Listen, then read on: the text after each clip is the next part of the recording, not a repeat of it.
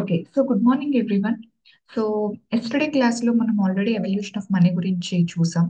So just I'm reiterating. So evolution of money గురించి because today will talk about different types of money. So barter system అయితే ఎలా ఉంది? So barter సిస్టమ్‌లో ఉన్న problems ఏంటి? So barter సిస్టమ్‌లో so జనరల్‌గా మనకి double coincidence of wants issue ఉంది. Coincidence double coincidence of wants. So ఈ డబుల్ కోఇన్సిడెన్స్ ఆఫ్ వాంట్స్ ని అడ్రస్ చేయడానికి యాక్చువల్ గా మనీ అన్న మీడియం ని తీసుకొచ్చారు. So that's why it acts as a medium of exchange. So it acts as a medium of exchange. So and second one వచ్చేసరికి general గా valuation problem ఉండేది. So ప్రతి కామోడిటీకి వాల్యుయేషన్ ప్రాబ్లం అనేది ఉండేది. సో ఈ మనీ ఏం చేసిందంటే ఆ వాల్యుయేషన్ ప్రాబ్లమ్ ని తీసేసింది. బికాస్ ఇది కామన్ వాల్యూ కింద తీసుకోవడం జరిగింది. ప్రతిదానికి కూడా ఇదే కామన్ వాల్యూ అంటే కామన్ మెజర్ ఆఫ్ వాల్యూ కింద కన్సిడర్ చేయడం జరిగింది. So what are the functions of money? అసలు మనీ ఏం చేస్తుంది? What are the functions of money అంటే జనరల్ గా ఫోర్ ఫంక్షన్స్ మనం మేజర్ గా చెప్తాం అనమాట. సో ఫస్ట్ ఆఫ్ ఆల్ ఏంటంటే it acts as the medium of exchange. Medium of exchange కింద యాక్ట్ చేస్తుంది. అంటే goods and services are exchanged through the medium of money. Money ద్వారాగా గూడ్స్ అండ్ సర్వీసెస్ అనేది మనం జనరల్ గా ఎక్స్చేంజ్ చేస్తాం. So దీనివల్ల ఏంటంటే it is generalizing the purchasing power. So కొనుగోలు శక్తిని జనరలైజ్ చేస్తుంది అనమాట. It is generalizing the purchasing power. And second one వచ్చేసరికి సెకండ్ ఫంక్షన్ ఏంటంటే it's common measure of value. Common measure of value. So valuation problem ని address చేస్తుంది అనమాట. అంటే సో ఇంతకు ముందు ఏంటి 1 పెన్ ఈక్వల్స్ టు 10 హెన్స్ అని చెప్పేసి, so and 1 pen equals to 20 pencils, లేకపోతే 30 40 30x, లేకపోతే 15y, 16z. సో ఇలా ప్రతి ఎకానమీలో ఉన్న సొసైటీలో ఉన్న ప్రతి ప్రోడక్ట్ కి ఆల్మోస్ట్ ఒక 100 ప్రొడక్ట్స్ ఉంటే ఒక ప్రోడక్ట్ కి మీ రిమైనింగ్ 99 ప్రొడక్ట్స్ తో వాల్యుయేషన్ ఉంటుంది. అలాగే ఫర్ ఎగ్జాంపుల్ ఒక హెన్ ఉందనుకోండి, హెన్ కి రిమైనింగ్ అదర్ ప్రొడక్ట్స్ తో వాల్యుయేషన్ ఉంటుంది అనమాట. అంటే హెన్ కి పెన్ తోని, హెన్ కి ఎక్స్ తోని, వై తోని, జెడ్ తోని, some ABC, so different different products తో వాల్యుయేషన్ ఉంటుంది. సో అంత వాల్యుయేషన్ ఇట్స్ ఏ కాంప్లికేటెడ్ గా ఉంటుంది అండ్ మోర్ ఓవర్ చాలా కన్ఫ్యూజింగ్ గా కూడా ఉంటుంది దేనికి ఎంత అని చెప్పేసి. ఇప్పుడు ఇంకా అలాంటి ప్రాబ్లం ఏం లేదు. So 1 pen equals to 10 rupees అని అంటే మనీతో మనం దీనికి వాల్యుయేషన్ ఇవ్వడం వల్ల సో 10 రూపీస్ అంతే. 1 పెన్ ఈక్వల్స్ టు 10 రూపీస్, లేకపోతే 1 kg of wheat equals to 20 rupees అని చెప్పేసి మనం చెప్తున్నాం. సో ఇక్కడ ఏంటి వాడు, ఫర్ ఎగ్జాంపుల్ ఏ అనేవాడు ఉన్నాడు, బి అనేవాడు ఉన్నాడు. సో ఏ అనేవాడు ఏంటంటే పెన్ కావాలి అనుకోండి, ఆటోమేటిక్ గా బి దగ్గర కొనుక్కున్నాడు అనుకుందాం, 10 రూపీస్ పే చేస్తాడు. 1 రూపీ 1 పెన్ తీసుకొని 10 రూపీస్ పే చేస్తాడు. ఈ 10 రూపీస్ తో వాడు దేన్నైనా చేసుకోవచ్చు ఆటోమేటిక్ గా. సో ఈ 10 రూపీస్ తో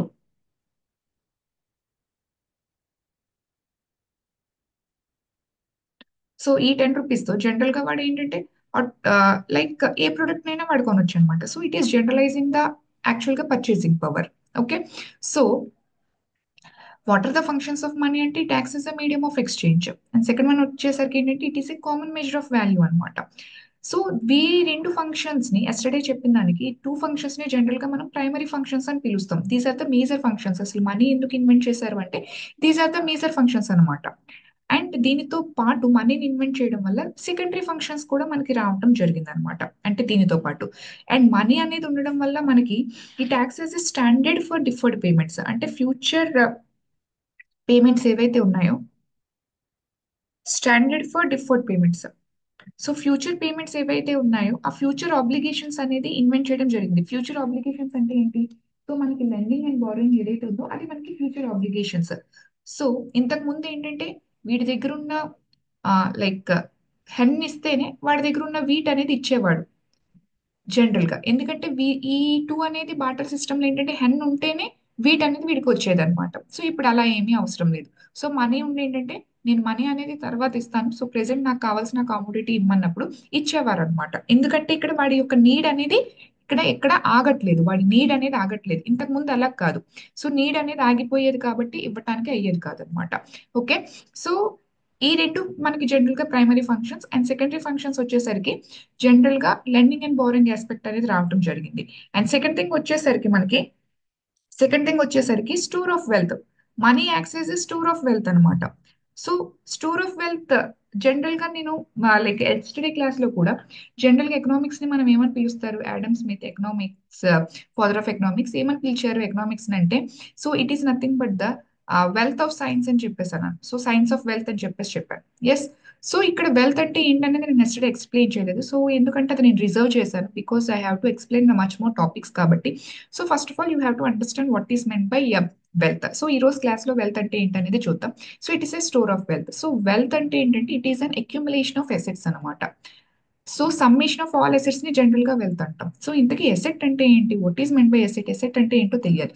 సో ఎసెట్ అంటే ఏంటంటే ఎనీ వాల్యుబుల్ థింగ్. ఏదైనా ఒక వాల్యుబుల్ థింగ్ ని జనరల్ గా మనం ఎసెట్ అని పిలుస్తాం. ఎనీ వాల్యుబుల్ థింగ్ అంటే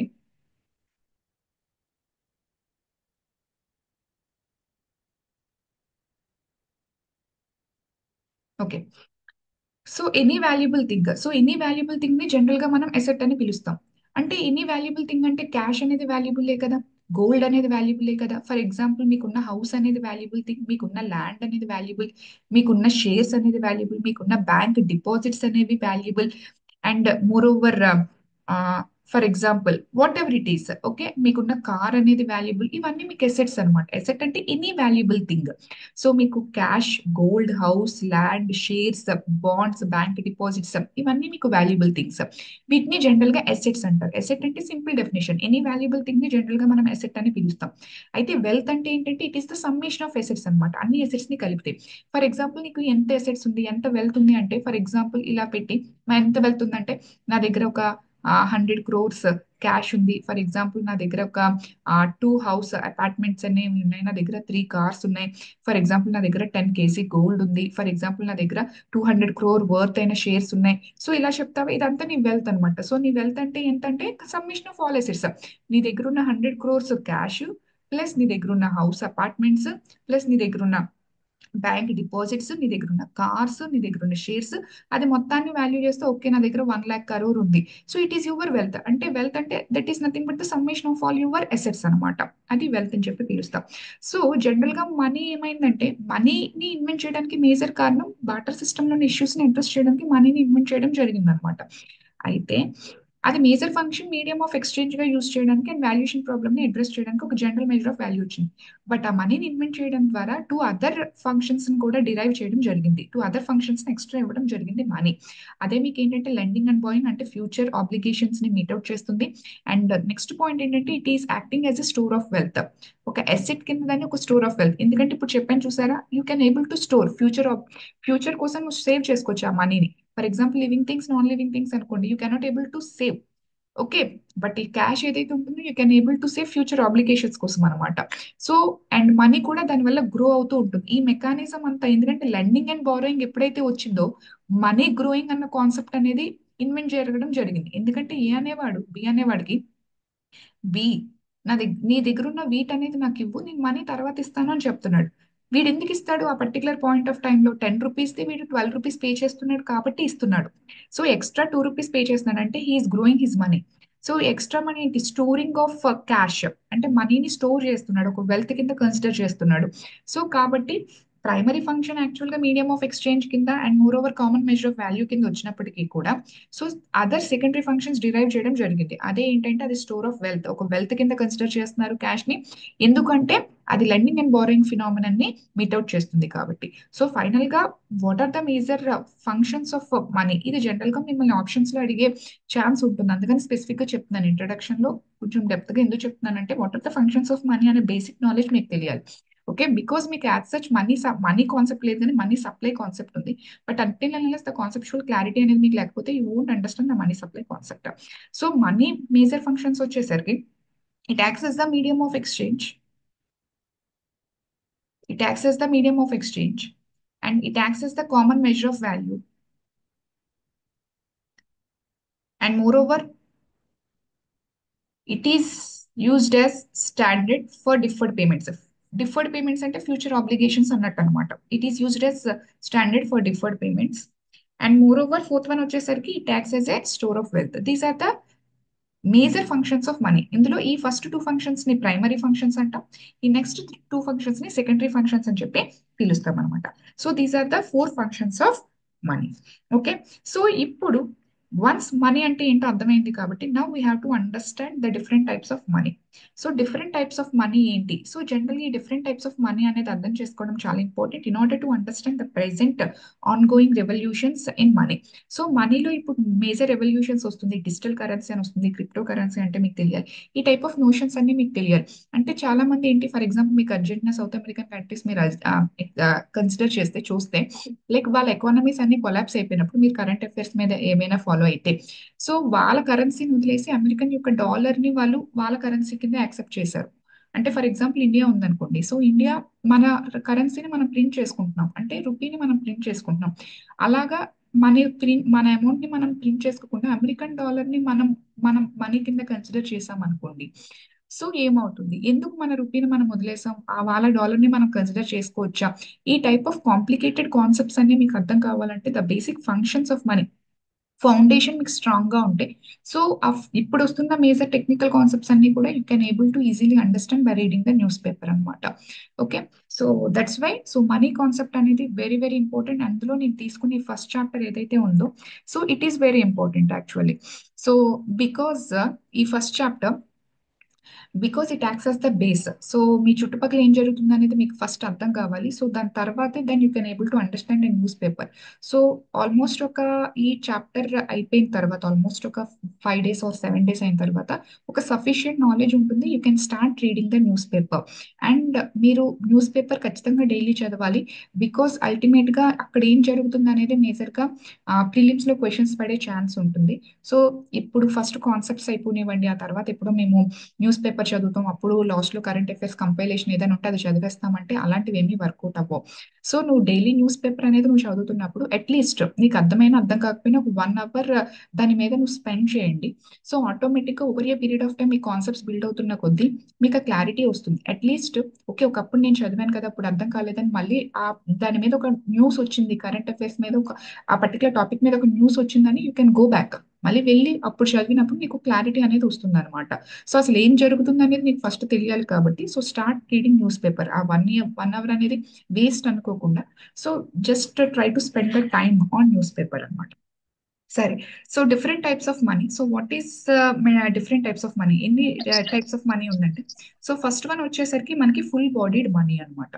so what is men by full bodied money? Full bodied money అంటే ఈ కాన్సెప్ట్ చాలా ఇంపార్టెంట్, సో జాగ్రత్తగా వినండమ్మా. సో ఫుల్ బాడీడ్ మనీ అంటే, సో ఇనీషియల్ గా మనం ఆల్రెడీ అంటే మనీని కన్సిడర్ చేసినప్పుడు, మనీని ఏదైనా కన్సిడర్ చేయొచ్చు సొసైటీ యాక్సెప్ట్ చేస్తే, బట్ ఆ పర్టికులర్ సొసైటీ యాక్సెప్ట్ చేయాలి. ఇండియన్ సొసైటీ రూపీని యాక్సెప్ట్ చేసింది, అమెరికన్ సొసైటీ డాలర్ ని యాక్సెప్ట్ చేసింది. ఎవరికంటే వాళ్ళ కరెన్సీని ప్రింట్ చేసుకున్నారు, బట్ డాలర్ ని మీడియం ఆఫ్ ఎక్స్చేంజ్ కింద ఇక్కడ మనం యూజ్ చేయం కాబట్టి. Please mute from your side. ఎవరు మైక్ ఆన్ చేశారు?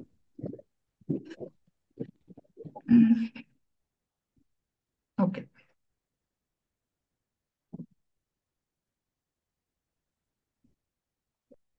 సరే, ఓకే.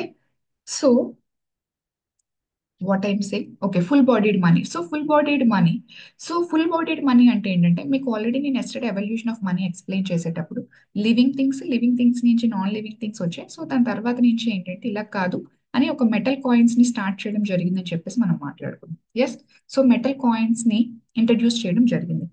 అయితే మీకు కొంత హిస్టరీ మీద ఐడియా ఉండుంటే మీకు సో ఒక క్లారిటీ అనేది రావాలి. సో జనరల్ గా ఫస్ట్ లో రెజిమ్స్ అనేవి అంత స్ట్రాంగ్ గా ఉండేవి కాదు. సో ఒక రాజు వేరే రాజు మీదకి వెళ్ళడం, వేరే రాజు లైక్ ఈ టైప్ ఆఫ్ వార్ఫేర్ అనేది కంటిన్యూగా హిస్టరీలో జరుగుతూనే ఉండేది అనమాట. అందుకే జనరల్ గా బట్ వెల్ స్కాలర్స్ ఏమంటారు అంటే, శాశ్వతంగా మనిషి జీవితంలో ఏముంది, తన లైఫ్ హిస్టరీలో ఏమి ఉందంటే శాశ్వతంగా ఉన్నది వార్స్ ఏనంట. సో మీరు రైట్ ఫ్రమ్ ప్రీ హిస్టరీ నుంచి కన్సిడర్ చేసిన ఇప్పుడు వరకు కూడా ఆ వార్సే మనకి జనరల్ గా కనిపిస్తూ ఉంటాయి అన్నమాట. ఓకే, సో ఈ వార్స్ ఉండడం వల్ల ఇప్పుడు గవర్నమెంట్ ని మీరు నమ్ముతున్నారు. Okay, so government rupee print చేస్తే దాన్ని నువ్వు మీడియం ఆఫ్ ఎక్స్చేంజ్ కింద నువ్వు నమ్ముతున్నావు, బట్ ఒకప్పుడు అలా నమ్మేవారు కాదు. సో బికాస్ ఎందుకంటే ఈ రాజు ఎంతకాలం ఉంటాడు, ఈ రాజు ఉండొచ్చు ఉండకపోవచ్చు, తర్వాత ఈ రాజు మీద ఎవరైనా యుద్ధం చేసి ఆ రాజు వచ్చి తన పరిపాలన చేస్తే తను దీన్ని యాక్సెప్ట్ చేస్తాడా లేదా, ఈ టైప్ ఆఫ్ డైలమాస్ అనేవి జనరల్ గా ప్రజలకు ఉండేవన్నమాట. సో ఎందుకంటే అప్పుడు రాజులు రాజ్యాలు అనేది శాశ్వతం కాదు, స్థిరత్వంగా ఉండేవారు కాదు, వాళ్ళ రిజీమ్స్ అనేది నాట్ పర్మనెంట్ అనమాట. సో అందుకని ఏంటంటే ఇన్ ఆర్డర్ ఇప్పుడు ఏంటంటే ఈ లివింగ్ సో ఒక టైప్ ఆఫ్ మనీని ఇంట్రడ్యూస్ చేయాలంటే అందరూ సొసైటీ దాన్ని యాక్సెప్ట్ చేయాలి అన్నప్పుడు అప్పుడు కింగ్స్ ఏం చేశారు, మెటల్ కాయిన్స్ ని ఇంట్రడ్యూస్ చేశారు కదా. సో ఈ మెటల్ కాయిన్స్ ని ఇంట్రడ్యూస్ చేసేటప్పుడు అప్పుడు ఎలా ఉండేదంటే ఫుల్ బాడీడ్ మనీ ఉండేది. ఫుల్ బాడీడ్ మనీ అంటే మెటల్ అంటే ఫర్ ఎగ్జాంపుల్ గోల్డ్ తీసుకుందాం. సో ఈ గోల్డ్ ఫర్ ఎగ్జాంపుల్ ఈ గోల్డ్ యొక్క వర్త్ ఒక 100 రూపీస్ అని చెప్పేసి అనుకుందాం. ఫర్ ఎగ్జాంపుల్ 100 గ్రామ్స్, 10 గ్రామ్స్ అనుకుందాం. ఈ గోల్డ్ క్వాంటిటీ ఎంత అంటే 10 గ్రామ్స్ అనుకుందాం ఈ గోల్డ్ క్వాంటిటీ. సో ఈ గోల్డ్ క్వాంటిటీ 10 గ్రామ్స్ కాబట్టి సో లైక్ 10 గ్రామ్స్ గోల్డ్ కి వాల్యుయేషన్ ఎంత ఇచ్చారంటే 100 రూపీస్ ఇచ్చారు. అంటే దీనిలో క్వాంటిటీ ఎంత, 10 గ్రామ్స్ క్వాంటిటీ 100 రూపీస్ అనమాట. అంటే ఎంత క్వాంటిటీ అయితే ఉందో అంత వాల్యుయేషన్ అనేది దాని మీద వేసేవారు అనమాట. అంటే క్వాంటిటీ ఆఫ్ గోల్డ్ కి అంత వాల్యుయేషన్ అనేది వేసేవారు. 100 గ్రామ్స్ కి 10 గ్రామ్స్ కి 100 రూపీస్ అని. ఇప్పుడు ఇంకా ఈజీగా ఉండాలంటే 100 గ్రామ్స్ కి 100 రూపీస్ అని చెప్పుకోండి. సో 1 గ్రామ్ కి 1 రూపీ అనమాట. సో 100 గ్రామ్స్ గోల్డ్ ఉంటే అది 100 గ్రామ్స్ గోల్డ్ కాబట్టి ఒక గ్రామ్ కి 1 రూపీ లెక్క 100 గ్రామ్స్ మీద 100 రూపీస్ అనేది ప్రింట్ వేసేవారు. సో ఇది సర్క్యులేషన్ లో ఉండేది అనమాట. అంటే ఎందుకు మెటల్ కాయిన్స్ ని లైక్ ఇది ఫుల్ బాడీడ్ మనీ ఎందుకు అంటామంటే ఇక్కడ intrinsic value equals to face value అనమాట. Intrinsic intrinsic value equals to face value. Intrinsic value equals to face value. So intrinsic value అంటే ఏంటి, ఫేస్ వాల్యూ అంటే ఏంటి. ఫర్ ఎగ్జాంపుల్ సి హియర్ అక్కడ రాజు for example అది 100 రూపీస్ కింద medium of exchange కింద accept చేయలేదు అనుకుందాం. బట్ అయినా అదేమి వేస్ట్ కాదు. ఎందుకు వేస్ట్ కాదు, అది గోల్డ్ కదా, దానికి పర్టికులర్ వాల్యూ ఉంది కదా, అది మెటల్ కదా. ఆ గోల్డ్ ని తను యూస్ చేసుకోవచ్చు. అది మనీ కింద యూస్ చేయకపోయినా ఆ గోల్డ్ కి బై నేచర్ దానికి ఒక వాల్యూ ఉంది, ఎందుకంటే అది మెటల్ కాబట్టి. ఫర్ ఎగ్జాంపుల్ ఇప్పుడు మనం యూస్ చేస్తున్న పేపర్ కరెన్సీ చూద్దాం. ఈ పేపర్ కరెన్సీ మీద 2000 రూపీస్ వేస్తున్నారు. సో డిమానిటైజేషన్ 2016 లో ఏంటన్నారు, ఇంకా అప్పటి నుంచి ఆ అమౌంట్ అనేది చెల్లుబాటు కాదు అని చెప్పేసి గవర్నమెంట్ అనేది లైక్ అక్కడి నుంచి ఫియట్ స్టేటస్ అనేది దానికి తీసేసినప్పుడు, లీగల్ టెండర్ స్టేటస్ తీసేసినప్పుడు జనరల్ గా ఏమైంది, తర్వాత రోజు నుంచి ఇది చిత్తు కాగితం అయిపోయింది. ఓకే, ఎందుకు చిత్తు కాగితంగా అందరూ కూడా పారేశారు, ఎందుకంటే బై నేచర్ గవర్నమెంట్ దాని మీద 2000 రూపాయలు అన్న వర్డింగ్ వేసింది కాబట్టి, సిగ్నేచర్ ఉంది కాబట్టి నువ్వు దాన్ని 2000 రూపీస్ వర్త్ వాల్యూ ఆఫ్ కామోడిటీగా కన్సిడర్ చేసావు.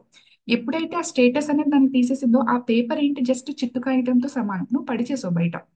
బట్ గోల్డ్ నువ్వు అలా వేయలేవు కదా, ఎందుకంటే గోల్డ్ మీద నువ్వు 100 రూపీస్ వేయడం వల్ల దానికి వాల్యూ రాలే. బై నేచర్ గోల్డ్ కొంత వాల్యూ ఉంది, దానికి ఎంతైతే వాల్యూ ఉందో అంత వాల్యూ నువ్వు దాని మీద వేసావు అనమాట. ఇలా నువ్వు వేసావు చూసావా 100 రూపీస్, ఇది ఫేస్ వాల్యూ. దీన్ని ఫేస్ వాల్యూ అంటాం. 100 రూపీస్ వేసింది. బై నేచర్ గోల్డ్ కి కొంత వాల్యూ ఉంది, ఇంట్రిన్సిక్ వాల్యూ, బై నేచరే దానికి వాల్యూ ఉంది. Because as it is A metal కాబట్టి దాన్ని ఇంట్రిన్సిక్ వాల్యూ. గోల్డ్ కి ఇంట్రిన్సిక్ వాల్యూ ఉంది, గోల్డ్ కవ్వచ్చు, కాపర్ కవ్వచ్చు, వీటన్నిటికీ ఇంట్రిన్సిక్ బై నేచర్ అవి మెటల్స్ కాబట్టి వాళ్ళకి కొంత వాల్యూ ఉంది.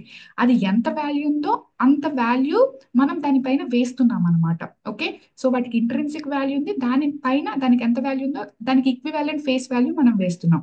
అంటే ఫుల్ బాడీడ్ మనీ అంటే intrinsic value equals to face value అనమాట. సో జనరల్ గా ఫస్ట్ లో ఉన్న మనీ అంటే లివింగ్ బీన్స్, బాటర్ సిస్టమ్ తర్వాత బాటర్ సిస్టమ్ లో living beans, non living things వచ్చి ఫస్ట్ టైం మనీ అన్న కాన్సెప్ట్ ఇంట్రడ్యూస్ అయినప్పుడు మనకు వచ్చిన మనీ ఏంటంటే ఫుల్ బాడీడ్ మనీ అనమాట. అంటే మెటల్ కాయిన్స్ వేరే టేర్ అవ్వకుండా అండ్ అది ప్రాబ్లం అవ్వకుండా మెటల్ కాయిన్స్ ని తీసుకునేవారు కదా. ఈ మెటల్ కాయిన్స్ కి ఎంతైతే దానికి బై నేచర్ వాల్యూ ఉంటుంది. ఎందుకు ఫుల్ బాడీడ్ మనీని ఇంట్రడ్యూస్ చేశారు అంటే రేపు గవర్నమెంట్ మారిపోయింది, ఇంకా నేను దీన్ని మనీ కింద కన్సిడర్ చేయను అంటే వాడికి ప్రాబ్లం ఏం లేదు, ఎందుకంటే అది మనీ కాకపోతేనేమి అది గోల్డ్ కి సమ్ వాల్యూ ఉంది కాబట్టి ఆ గోల్డ్ ని వాడు పెట్టుకుంటాడు, ఎందుకంటే దానికి బై నేచర్ ఇంట్రిన్సిక్ వాల్యూ ఉంది కాబట్టి. ఓకే, సో అందుకని ఏంటంటే సో ప్రజలకి ట్రస్ట్ అనేది ఇన్బిల్డ్ చేయటం కోసం యాక్చువల్ గా ఫుల్ బాడీడ్ మనీని ఇంట్రడ్యూస్ చేశారు. అంటే దానికి ఎంతైతే ఇంట్రిన్సిక్ వాల్యూ ఉంటుందో దాని మీద అంతే ఫేస్ వాల్యూ అనేది ఉండడం జరుగుతుంది అనమాట. సో దీన్ని జనరల్ గా మనం ఏమని పిలుస్తామంటే ఫుల్ బాడీడ్ మనీ అని పిలుస్తాం అనమాట. సో ఫస్ట్ లో వచ్చిన మనీ ఏంటంటే ఫుల్ బాడీడ్ మనీ అనమాట. సో ఫస్ట్ లో వచ్చిన మనీ మనకి ఫుల్ బాడీడ్ మనీ అనమాట. సో దీని తర్వాత జనరల్ గా మనకు వచ్చింది ఏంటంటే టోకెన్ మనీ అనేది రావడం జరిగింది. ఇప్పుడు మీ దగ్గర ఉన్న పేపర్ కరెన్సీ ఏదైతే ఉందో ఇది టోకెన్ మనీ అనమాట. So what is men by token money అంటే జనరల్ గా ఇంట్రిన్సిక్ వాల్యూ అనేది చాలా చాలా తక్కువ ఉంటుంది అనమాట. ఫేస్ వాల్యూ అనేది చాలా ఎక్కువగా ఉంటుంది. ఎందుకు ఈ టైప్ ఆఫ్ మనీ? ఇప్పుడు మనం చూడండి, మనకి జస్ట్ పేపర్ మీద 2500 రాస్తున్నారు, కానీ ఆ పేపర్ కి వాల్యూ ఏమైనా ఉందా? ఆ పేపర్ కి మహా అయితే 1 రూపీ కూడా వాల్యూ ఉందేమో, కానీ దాని మీద నేను 500 రూపీస్ వేస్తే దాన్ని నేను 500 రూపీస్ వర్త్ వాల్యూ కింద నేను కన్సిడర్ చేస్తున్నాను. ఎందుకు కన్సిడర్ చేస్తున్నాను? ఈ టైప్ ఆఫ్ మనీ అసలు ఎందుకు ఇంట్రడ్యూస్ చేయవలసి వచ్చింది? యాక్చువల్ గా ఫస్ట్ లో ఉన్న ఫుల్ బాడీడ్ మనీ లేటర్ టైంలో టోకెన్ మనీ కింద రావటం జరిగింది. ఎందుకు రావటం జరిగింది అనేది చూద్దాం. So gold or copper or different different metals మీద దానికి ఎంతైతే ఇంట్రెన్సిక్ వాల్యూ ఉందో దాని మీద అంతే ఫేస్ వాల్యూ అనేది వేయడం జరిగేది. ఎవరు? కింగ్స్, రాజులు. అయితే ఈ మెటల్ అనేది అన్లిమిటెడ్ ఏమీ కాదు కదా. సో రిసోర్సెస్ అనేవి మనకేమీ అన్లిమిటెడ్ కాదు కదా, రిసోర్సెస్ అనేవి లిమిటెడ్ కాదు కదా. నీ దగ్గర గోల్డ్ మైన్ అనేది ఉండాలి, నువ్వు మైనింగ్ చేసి గోల్డ్ అనేది ఎక్స్ట్రాక్ట్ చేయాలి. ఈ ప్రాసెస్ అంతా ఉంటుంది, ఇదేం అన్లిమిటెడ్ కాదు కదా, లిమిటెడ్. సో ఎకానమీ అనేది గ్రో అవుతుంది. జనరల్ గా ఎకానమీ అనేది నీకు జనరల్ గా గ్రో అవుతుంది. గ్రో అవ్వడం అంటే ఏంటి? మోర్ గూడ్స్ అండ్ సర్వీసెస్ అనేది ప్రొడ్యూస్ చేస్తున్నాం అనుకో, దాన్ని ఎకానమీ గ్రో అవ్వడం అంటారు. అంటే ఏంటి? ఫర్ ఎగ్జాంపుల్, ఒకప్పుడు ఆ ఒక వర్క్, సింపుల్ గా చెప్పాలి అంటే, ఫర్ ఎగ్జాంపుల్ ఒక వుడ్ ఉందనుకోండి. ఈ వుడ్ నుంచి డైరెక్ట్ గా నువ్వు నీకు వచ్చిన రకంగా ఒక చైర్ ని తయారు చేసావు అనుకో, ఆటోమేటిక్ గా ఇక్కడ ఏంటి, వుడ్ ని తీసుకొచ్చి ఒకడే చైర్ ని తయారు చేశాడు. వాల్యూ ఎడిషన్ ఒకటే. వాల్యూ ఎడిషన్ అంటే ఏంటి? టిపికల్ కాన్సెప్ట్ నేను ఫర్దర్ గా చెప్తాను. సో ఇక్కడ వరకు ఓకే, ఇది వన్ కాన్సెప్ట్. ఇప్పుడు ఏంటి, తర్వాత తర్వాత స్పెషలైజేషన్ రావటం జరిగింది. సో ఈ వుడ్ ని డిఫరెంట్ బ్లాక్స్ కింద కట్ చేసేవాడు ఒకడు. తర్వాత ఏంటంటే దీనికి ఒక షేప్ ఇచ్చేవాడు ఒకడు, దీనికి ఒక కలర్ ఇచ్చేవాడు ఒకడు, దీనికి ఒక డిజైన్ ఇచ్చేవాడు ఒకడు, దీనికి ఒక మార్కెటింగ్ చేసేవాడు ఒకడు. సో మధ్యలో అంటే ఇంతకు ముందు ఆ వుడ్ నుంచి చైర్ తయారు చేసేవారు, ఇప్పుడు నుంచి ఆ వుడ్ నుంచి చైర్ తయారు చేసేవారు. బట్ ఇక్కడ ఏంటి, దానికి మంచి షేప్ ఇచ్చేవాడు, కలర్ ఇచ్చేవాడు, డిజైన్ ఇచ్చేవాడు, మార్కెటింగ్ చేసేవాడు. సో డిఫరెంట్ డిఫరెంట్ పర్సన్స్ అనేవాడు ఆ బిజినెస్ లో ఇన్వాల్వ్ అయ్యారు. అంటే ఏంటంటే ఎకానమిక్ గ్రో అవ్వడం అంటే ఒక పనిలో స్పెషలైజేషన్ అనేది పెరగడం అనమాట. దానివల్ల మోర్ పీపుల్ అనే వాళ్ళు ఇన్వాల్వ్ అవుతారు. సో మోర్ పీపుల్ ఇన్వాల్వ్ అవటం వల్ల సో జనరల్ గా ఏంటంటే ఆ ప్రొడక్ట్ లో క్వాలిటీ పెరుగుతుంది and more number of goods and services అనేవి ప్రొడ్యూస్ అవుతాయి అనమాట. ఇంతకు ముందు కమ్యూనికేషన్ అంటే జనరల్ గా మనం ఏంటి, maybe for example post card ఒక మీన్స్ ఆఫ్ కమ్యూనికేషన్, బట్ ఇప్పుడు means of communication different different గా వచ్చాయి కదా. సో ఇది ఏంటంటే గ్రో అవ్వడం అనమాట. అంటే మన వర్క్ మనం ఈజీ చేసుకోవడానికి లాట్ ఆఫ్ ప్రొడక్ట్స్ ని మనం ఇంట్రడ్యూస్ చేస్తున్నాం అనమాట. సో దాన్ని ఎకానమిక్ గ్రో అవడం అంటే మోర్ గూడ్స్ ని ఇంట్రడ్యూస్ చేయడం, మోర్ సర్వీసెస్ ని ఇంట్రడ్యూస్ చేయడం. ఇంతకుముందు మనం వెళ్ళి లైక్ గ్రోసరీస్ తెచ్చుకునే వాళ్ళం, బట్ ఇప్పుడు వాడే వచ్చి ఇంటికి గ్రోసరీస్ ఇస్తున్నాడు. అంటే సర్వీస్ అనేది గ్రో అయింది కదా. సో కొత్త న్యూ టైప్ ఆఫ్ సర్వీస్ అనేది అక్కడ ఇంట్రడ్యూస్ అయింది కదా. సో నీకు ఎకానమీ గ్రో అవడం అంటే ఒక కొత్త గూడ్స్ ని ఇంట్రడ్యూస్ చేయడం, కొత్త సర్వీసెస్ ని ఇంట్రడ్యూస్ చేసినప్పుడు నీకు ఎకానమీ గ్రో అవ్వడం అనేది జరుగుతుంది అనమాట. సో అలాగే అప్పుడు కూడా జనాలందరూ ఒకేలా ఉండరు కదా. సో ఆటోమేటిక్ గా వాళ్ళలో ఇన్నోవేషన్స్ వస్తే కొత్త కొత్త ప్రొడక్ట్స్ అనేది ఇన్వెంట్ చేస్తారు. సో ఆటోమేటిక్ గా ఎకానమీ గ్రో అవుతుంది. సో ఎకానమీ గ్రో అవుతుంది అంటే మనీ వస్తుంది అనమాట. ఈ వాల్యూ ఎడిషన్ వల్ల నీకు మనీ వస్తుంది. ఇదే నేను చెప్పే next concept, just hold on. So money రావడం జరుగుతుంది అనమాట. సో ఇప్పుడు ఎకానమీ గ్రో అవుతున్నప్పుడు ఈ మైన్ అనేది అన్లిమిటెడ్ కాదు కాబట్టి మనీ సరిపోయేది కాదండి, సర్క్యులేషన్ లో ఉన్న మనీ సరిపోయేది కాదు. అప్పుడు ఏం చేసేవారంటే ఆ లైక్ ఈ రాజులు ఏం చేసేవారంటే, సరే ఈ టైంకి మిడేవల్ పీరియడ్ టైం వచ్చేసరికి, ఏన్షియంట్ నుంచి మిడేవల్కి వచ్చేసరికి కొంతవరకు ఆ రాజులు రాజ్యాలు అన్న సిస్టమ్ ఏంటంటే స్టెబిలైజ్ అవ్వడం జరిగింది. మీరు అబ్జర్వ్ చేసి ఉంటారు. సో పర్టికులర్ డైనెస్టీ అనేది 300 years రూల్ చేసింది, పర్టికులర్ డైనెస్టీ అనేది ఒక 1000 years రూల్ చేసింది, 400 years రూల్ చేసింది. ఆల్మోస్ట్ ఆ ఒక సొసైటీలో 3-4 generations నే ఆ రాజుని చూడడం జరిగింది అనమాట. సో అంటే అప్పుడు రాజు మీద రాజ్యాల మీద కొంత స్టెబిలిటీ, కొంత నమ్మకం అయితే రావడం జరిగింది అనమాట. ఎందుకంటే ఆ రిజిమ్స్ అనేవి కొంత స్టెబిలైజ్ అయ్యే by the time of medieval period అనమాట. సో అప్పుడు యాక్చువల్ గా రాజు మీద రాజ్యాల మీద కొంత స్టెబిలైజేషన్ రావడం వల్ల, కొంత ట్రస్ట్ అనేది పీపుల్ కి ఇన్బిల్ట్ అవ్వడం వల్ల, సో వాళ్ళు ఏం చేశారు అంటే రాజు చెప్పిన దాన్ని వినడం స్టార్ట్ చేశారనమాట. సో రాజు ఏమని చెప్తున్నాడంటే, గోల్డ్ క్వాంటిటీ అనేది ప్రెసెంట్ లేదు, నా మీద మీకు నమ్మకం ఉంది కదా. So I do one thing. ఇంతకు ముందు 100 grams గోల్డ్ మీద నేను 100 రూపీస్ అని వేసేవాడిని, ఎందుకంటే మన దగ్గర గోల్డ్ ఉంది కాబట్టి. ఇప్పుడు నేను జస్ట్ 10 grams మీద 100 రూపీస్ వేస్తాను. నేను 10 grams మీద 100 రూపీస్ అనేది వేస్తాను. Okay. So you don't worry. ఇదేంటి, యాక్చువల్ గా 10 grams అనేది ఇంట్రెన్సిక్ వాల్యూ, గోల్డ్ కున్న వాల్యూ 10 grams. ఇప్పుడు ఏంటి, ఫేస్ వాల్యూ ఎక్కువ. 10 grams కి యాక్చువల్ గా 10 రూపీసే రాయాలి యాక్చువల్ గా, కానీ వీడు 100 రూపీస్ రాస్తున్నాడు. అంటే ఫేస్ వాల్యూ అనేది చాలా ఎక్కువగా రాస్తున్నాడు. ఎందుకు అలా రాశాడు? క్వాంటిటీ ఆఫ్ గోల్డ్ అక్కడ సరిపోవట్లేదు, నా దగ్గర క్వాంటిటీ ఆఫ్ గోల్డ్ సరిపోదు కాబట్టి నేను తక్కువ గోల్డ్ మీద ఎక్కువ ఫేస్ వాల్యూ అనేది రాయటం జరుగుతుంది అని చెప్పాడు. ఇది టోకెన్ కరెన్సీ. దీన్ని మనం token currency or token money అంటాం. అంటే ఇప్పుడు మీరు వాడుతున్నారు చూసారా పేపర్ కరెన్సీ. ఈ పేపర్ కరెన్సీ ఏంటి? పేపర్ చిత్తు కాగితంతో సమానం. దానికి ఇంట్రెన్సిక్ వాల్యూ రూపాయి కూడా ఉండదు. కానీ దాని మీద ఫేస్ వాల్యూ 2,000 రూపాయలు కనిపిస్తుంది అనమాట. అవి టోకెన్ కరెన్సీ. ఈ టోకెన్ కరెన్సీ ఎందుకు వచ్చిందంటే ఫస్ట్ లో మెటల్ ఏదైతే సరిపోలేదో ఆ ప్రాబ్లమ్ అడ్రస్ చేయడానికి తక్కువ గోల్డ్ మీద ఎక్కువ ఫేస్ వాల్యూస్ అనేది రాయడం జరిగింది. మరి దీన్ని ప్రజలు ఎందుకు యాక్సెప్ట్ చేస్తారు? అప్పుడే మనకి యాక్చువల్ గా టూ కాన్సెప్ట్స్ వచ్చాయి, good money and bad money అన్న కాన్సెప్ట్. ఇప్పుడు రాజు ఏమని చెప్పాడంటే నీకు నేను 10 గ్రామ్స్ గోల్డ్ మీద 100 రూపీస్ రాస్తాను అంటే ఎందుకు ఒప్పుకుంటారు? ఒప్పుకోరు కదా. ఓకే, ఎందుకు ఒప్పుకుంటారు? ఒప్పుకోరు కదా. సో ఇప్పుడు దీని తర్వాత ఏమని చెప్పాడంటే యూ డోంట్ వర్రీ, మీకు నమ్మకం లేదా నా మీద? మీకు నమ్మకం లేదా? ఓకే, సో మీరేం చేస్తారంటే మీకు ఈ 10 గ్రామ్స్ మీద 100 రూపీస్ రాసి ఇచ్చాను, మీకు నమ్మకం లేదా? యూ డోంట్ వర్రీ, మీ దగ్గర ఉన్న 10 గ్రామ్స్ గోల్డ్ నాకు ఇచ్చేసేయండి. మీ దగ్గర ఉన్న 10 గ్రామ్స్ గోల్డ్ నాకు ఇచ్చేసేయండి. ఓకే, నేను లేకపోతే మీ దగ్గర ఉన్న 100 రూపీస్ నాకు ఇచ్చేసేయండి, మీకు కావాల్సిన 10 గ్రామ్స్ గోల్డ్ నేను ఇచ్చేస్తాను అంటే కన్వర్టబుల్ మనీని తీసుకొచ్చాడు అనమాట. అంటే మీ దగ్గర ఉన్నది నాకు ఇచ్చేసేయండి, నేను దీని ఈక్వివాలెంట్ గోల్డ్ ని తీసుకొస్తాను అని చెప్పాడు. అయితే కన్వర్టబుల్ మనీకి ముందు నేను ఇంకొన్ని కాన్సెప్ట్స్ అనేవి ఎక్స్ప్లెయిన్ చేయాలి. అయితే గుడ్ మనీ బ్యాడ్ మనీ అంటే ఏంటి చెప్పాలి. సో సీ హియర్, ఫస్ట్ లో ఫుల్ బాడీడ్ మనీలో ఏ టైప్ ఆఫ్ కాన్సెప్ట్ వచ్చింది? ఫుల్ బాడీడ్ మనీలో ఇంట్రిన్సిక్ వాల్యూ ఎంతైతే ఉందో, అంటే 100 grams gold equals to 100 rupees. Okay, ఇది ఇంట్రిన్సిక్ వాల్యూ ఎంతో, ఇంట్రిన్సిక్ వాల్యూ ఎంతో, ఫేస్ వాల్యూ కూడా అంతే. ఇది full bodied money. So token money ఏమొచ్చింది? 10 గ్రామ్స్ గోల్డ్ మీద 100 రూపీస్ అనేది వేయటం జరిగింది. అంటే ఎకానమీలో ఈ రెండు కూడా సర్క్యులేట్ అయ్యేవి. అంటే అప్పటికే ఆల్రెడీ కొంత గోల్డ్ మీద ఎంత క్వాంటిటీ ఆఫ్ గోల్డ్ ఉందో దాని మీద 100 రూపీస్ వేసేవారు. ఇది ఆల్రెడీ సర్క్యులేషన్ ఉంది. ఇది సర్క్యులేషన్ లో సరిపోక కదా యాక్చువల్ గా నీకు టోకెన్ మనీని, అంటే ఇంకొంచెం ఇప్పుడు మనకి మనీ సరిపోతే గవర్నమెంట్ మనీ ప్రింట్ చేస్తుందని చెప్తుంటాం కదా, సేమ్ కాన్సెప్ట్ అన్నమాట. సో ఎకానమీలో మనీ సరిపోక అప్పుడు రాజులు ఏం చేసేవారు? తక్కువ గోల్డ్ మీద ఎక్కువ మనీని ఫేస్ వాల్యూని వేసేవారు అనమాట. సో అప్పుడు ఇది సర్క్యులేషన్ లో ఉండేది, ఇది సర్క్యులేషన్. ఇప్పుడు గవర్నమెంట్ మనీ ప్రింట్ చేస్తే పాత మనీని మొత్తం మళ్ళీ తీసుకెళ్లి డస్ట్బిన్ లో వేయం కదా. కొత్త మనీ సర్క్యులేషన్ ఉంటుంది, పాత మనీ సర్క్యులేషన్ ఉంటుంది. అలాగే ఇది సర్క్యులేషన్ లో ఉంటుంది, ఇది సర్క్యులేషన్ లో ఉంటుంది. రెండు సర్క్యులేషన్ లో ఉంటాయి అనమాట. ఇక కాకపోతే కొత్త మనీ ఏదైతే ఉంటుందో కొత్త మనీలో క్వాంటిటీ ఆఫ్ గోల్డ్ తక్కువ ఉంటుంది, ఫేస్ వాల్యూ ఎక్కువ ఉంటుంది. సో ఇప్పుడు చూడండి, people can easily able to differentiate it. ఎందుకంటే ఫుల్ బాడీడ్ మనీ అనేవి గోల్డ్ కాయిన్స్ అనేవి బిగ్ గా ఉండేవి. ఎందుకంటే క్వాంటిటీ ఆఫ్ గోల్డ్ ఎక్కువ ఉంటుంది కాబట్టి. ఇక్కడ 100 గ్రామ్స్ ఆఫ్ గోల్డ్ ఉంది కాబట్టి కాయిన్ అనేది చాలా బిగ్ గా ఉంటుంది అనమాట. అండ్ టోకెన్ కరెన్సీలు ఏంటంటే ఓన్లీ 10 గ్రామ్ గోల్డ్ కాబట్టి కాయిన్ అనేది చిన్నగా ఉంటుంది. బట్ రెండింటి మీద కూడా 100 రూపీస్ అనేది ఉంటుంది అనమాట. రెండు సర్క్యులేషన్ లో ఉండేవి. ఓకే, ఇది ఫుల్ బాడీడ్ మనీ, ఇది టోకెన్ మనీ. అంటే people can able to differentiate it ఈజీగా. ఇప్పుడు ఏం జరిగిందంటే పీపుల్ ఏంటి ఎలాగా, పీపుల్ అనే వాళ్ళు చాలా తెలివైన వాళ్ళు కదా, వీళ్ళు ఏం చేసేవారంటే జనరల్ గా ఈ 100 రూపీస్, లైక్ 100 గ్రామ్స్ గోల్డ్ అంటే ఈ బిగ్ గోల్డ్ కాయిన్ ఏదైతే ఉంటుందో ఈ బిగ్ గోల్డ్ కాయిన్ ని సర్క్యులేషన్ ఉంచేవారు కాదు. నేను మనీ ఫంక్షన్స్ చెప్పాను కదా, ఈ tax as a store of wealth, దీన్ని అట్టి పెట్టేసేవారు, దాచేసేవారు అనమాట. సేవ్ చేసేసేవారు. వీళ్ళు దీన్ని సేవ్ చేసేసేవారు, దాచేసేవారు, సర్క్యులేషన్ ఉంచేవారు కాదు. ఓకే, ఈ టోకెన్ కరెన్సీ ఏదైతే ఉంటుందో అంటే తక్కువ గోల్డ్ అండ్ ఎక్కువ ఫేస్ వాల్యూ ఉందో దీన్ని మాత్రమే సర్క్యులేషన్ లో అనేది ఉంచేవారు అనమాట.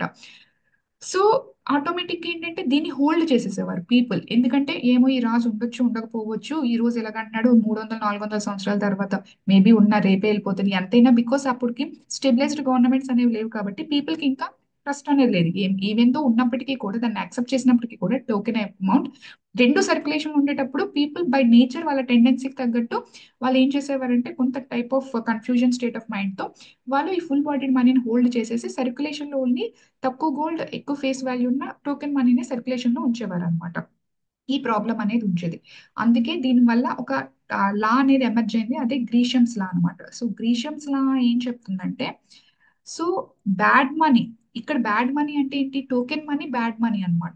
టోకెన్ మనీ బ్యాడ్ మనీ ఎందుకు అవుతుంది? టోకెన్ మనీకి ఇంట్రిన్సిక్ వాల్యూ తక్కువ, ఇంట్రిన్సిక్ టోకెన్ మనీకి ఇంట్రిన్సిక్ వాల్యూ తక్కువ, ఫేస్ వాల్యూ ఎక్కువ, కాబట్టి ఇది బ్యాడ్ మనీ అన్నమాట. ఓకే, సో గుడ్ మనీ అంటే ఏంటి? Intrinsic value, full bodied money good money అన్నమాట. ఇంట్రిన్సిక్ వాల్యూ ఎంత ఉంటుందో ఫేస్ వాల్యూ అంత ఉంటుంది కదా, అది గుడ్ మనీ. సో గ్రీషమ్స్ లా ఏం చెప్తుందంటే బ్యాడ్ మనీ అనేది ఏం చేస్తుందంట, సో గుడ్ మనీని సర్క్యులేషన్ నుంచి తీసేస్తుంది అని చెప్పేసి చెప్తారనమాట. Okay. So good money bad money ఏం చేస్తుంది, గుడ్ మనీని సర్క్యులేషన్ లో నుంచి బయటికి తూసేస్తుంది అని చెప్పేసి చెప్పారు. అంటే bad money drives out good money from circulation అనమాట. Bad money drives out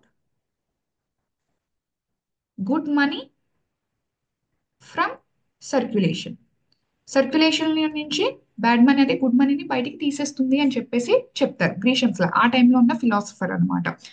so ఇప్పుడు ఈ ప్రాబ్లమ్ ని అడ్రస్ చేయడానికి తర్వాత వచ్చిన ఇన్నోవేషన్ ఏంటంటే మనకి కన్వర్టబుల్ మనీ కాన్సెప్ట్ లో representative full bodied money.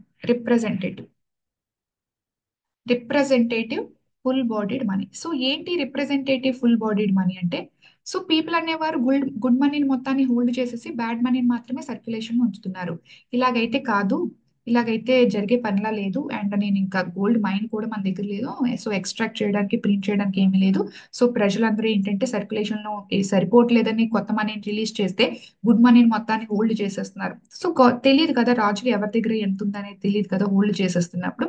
So తెలియట్లేదు, ఇది ప్రాబ్లం అవుతుంది ఎకానమీలో అని చెప్పి అప్పుడు ఏ టైప్ ఆఫ్ ఇన్నోవేషన్ తో వాళ్ళు వచ్చారు అంటే రిప్రజెంటేటివ్ ఫుల్ బాడీడ్ మనీ అన్నది వచ్చారు. So representative full bodied money అంటే యూ డోంట్ వరీ, మీరు ఆల్రెడీ టోకెన్ మనీని యాక్సెప్ట్ చేయడం స్టార్ట్ చేశారు. అంటే మా మీద నమ్మకం ఉంది కాబట్టి మీరు తక్కువ ఇంట్రెన్సిక్ వాల్యూ ఉంటే ఎక్కువ ఫేస్ వాల్యూ ఉన్నా మీరు యాక్సెప్ట్ చేశారు. సో అదే నమ్మకంతో ఏంటంటే మేము కొత్త టైప్ ఆఫ్ ఇంట్రడక్షన్ ని తీసుకొస్తున్నాం. అదేంటంటే ఎకానమీలో ఉన్న గోల్డ్ ఏదైతే ఉంటుందో ఆ గోల్డ్ మొత్తాన్ని కూడా నా దగ్గర పెట్టేసేయండి. ఫర్ ఎగ్జాంపుల్ ఎకానమీలో ఒక 100 kg గోల్డ్ ఉందనుకుందాం. 100 kg గోల్డ్ మొత్తం కూడా కింగ్ దగ్గర పెట్టేస్తాం అనమాట. అదే కింగ్ ట్రెజరీ. కింగ్ దగ్గర పెట్టేస్తాం. 100 kg గోల్డ్ అంటే ఏంటి, ఫర్ ఎగ్జాంపుల్ ఒక 1 lakh crore అనుకుందాం. ఫర్ ఎగ్జాంపుల్ ఏదో ఒక ఫిగర్, ఓకే, ఒక లైక్ హైపోథెటికల్ ఫిగర్ కింద 100 kg గోల్డ్ కి 1 lakh crore లేకపోతే 1 crore అనుకుందాం. అప్పుడు మనీ తక్కువ కాబట్టి 1 crore వస్తుంది. సో ఈ 1 crore ని ఏదైనా కాగితం మీద పేపర్ కరెన్సీ అలాంటివి దాని మీద ప్రింట్ చేసి ఇచ్చేస్తారు అనమాట. బ్యాడ్ మనీ టోకెన్ మనీయే. Bad money token money.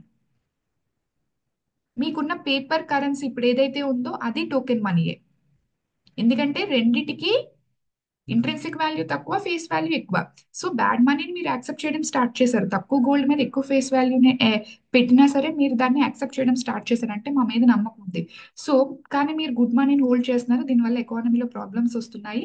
అందుకని ఏం చేస్తారంటే ఎకానమీలో గోల్డ్ మొత్తం నా దగ్గర పెట్టేసేయండి. నా దగ్గర పెట్టేసండి.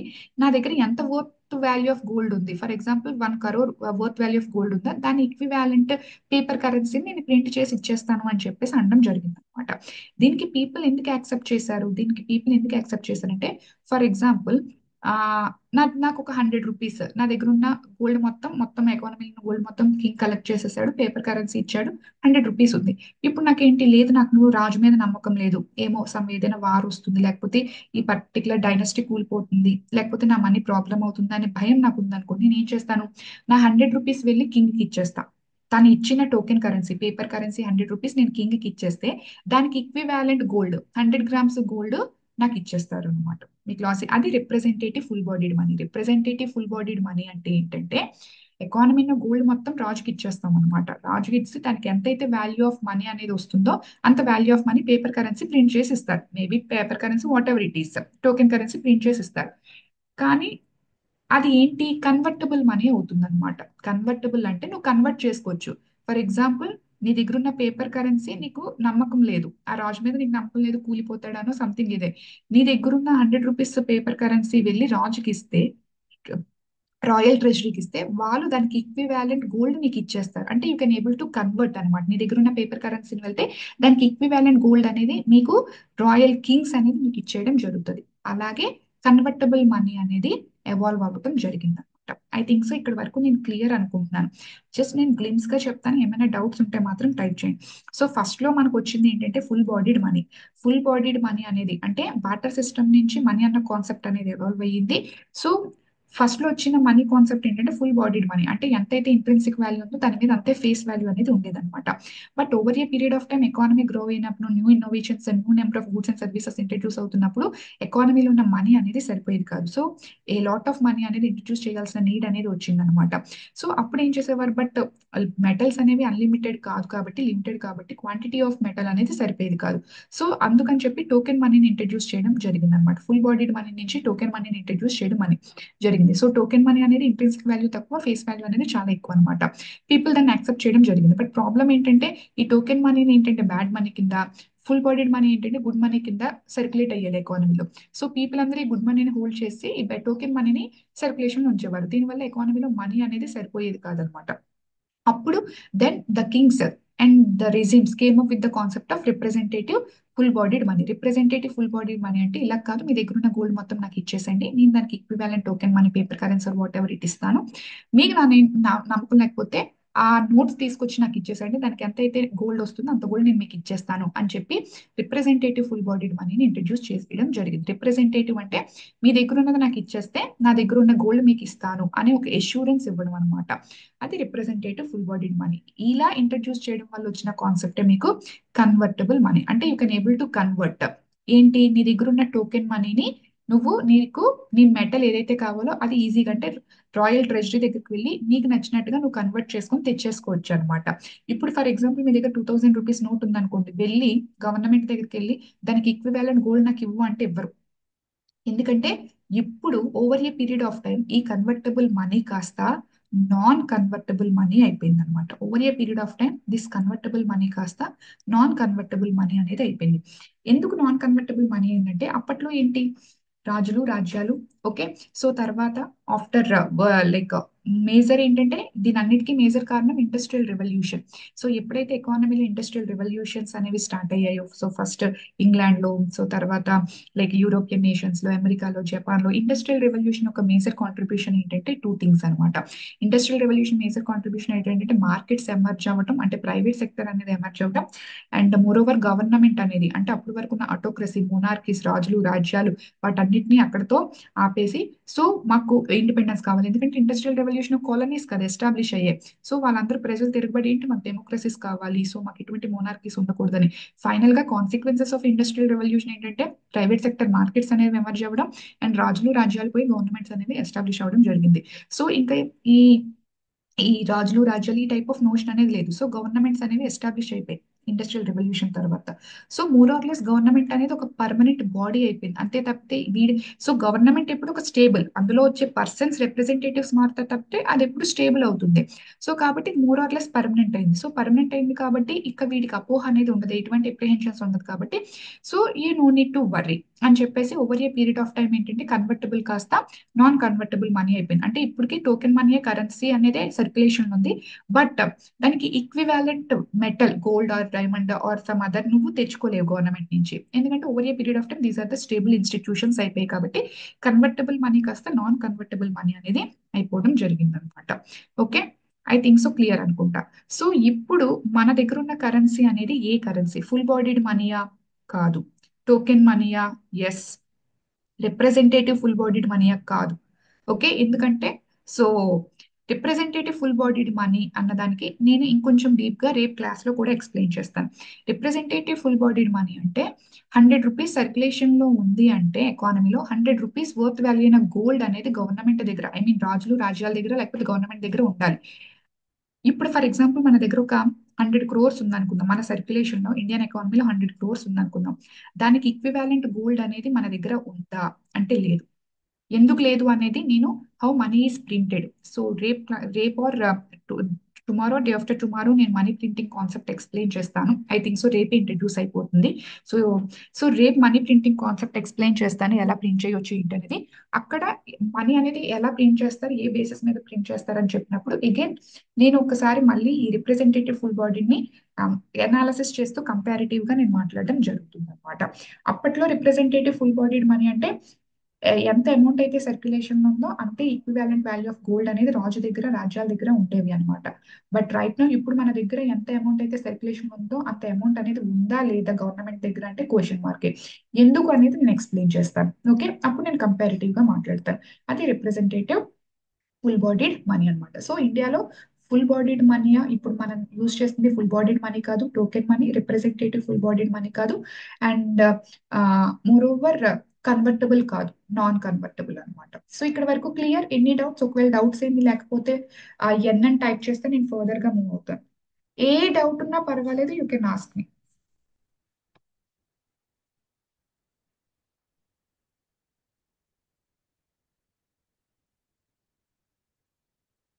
ఓకే.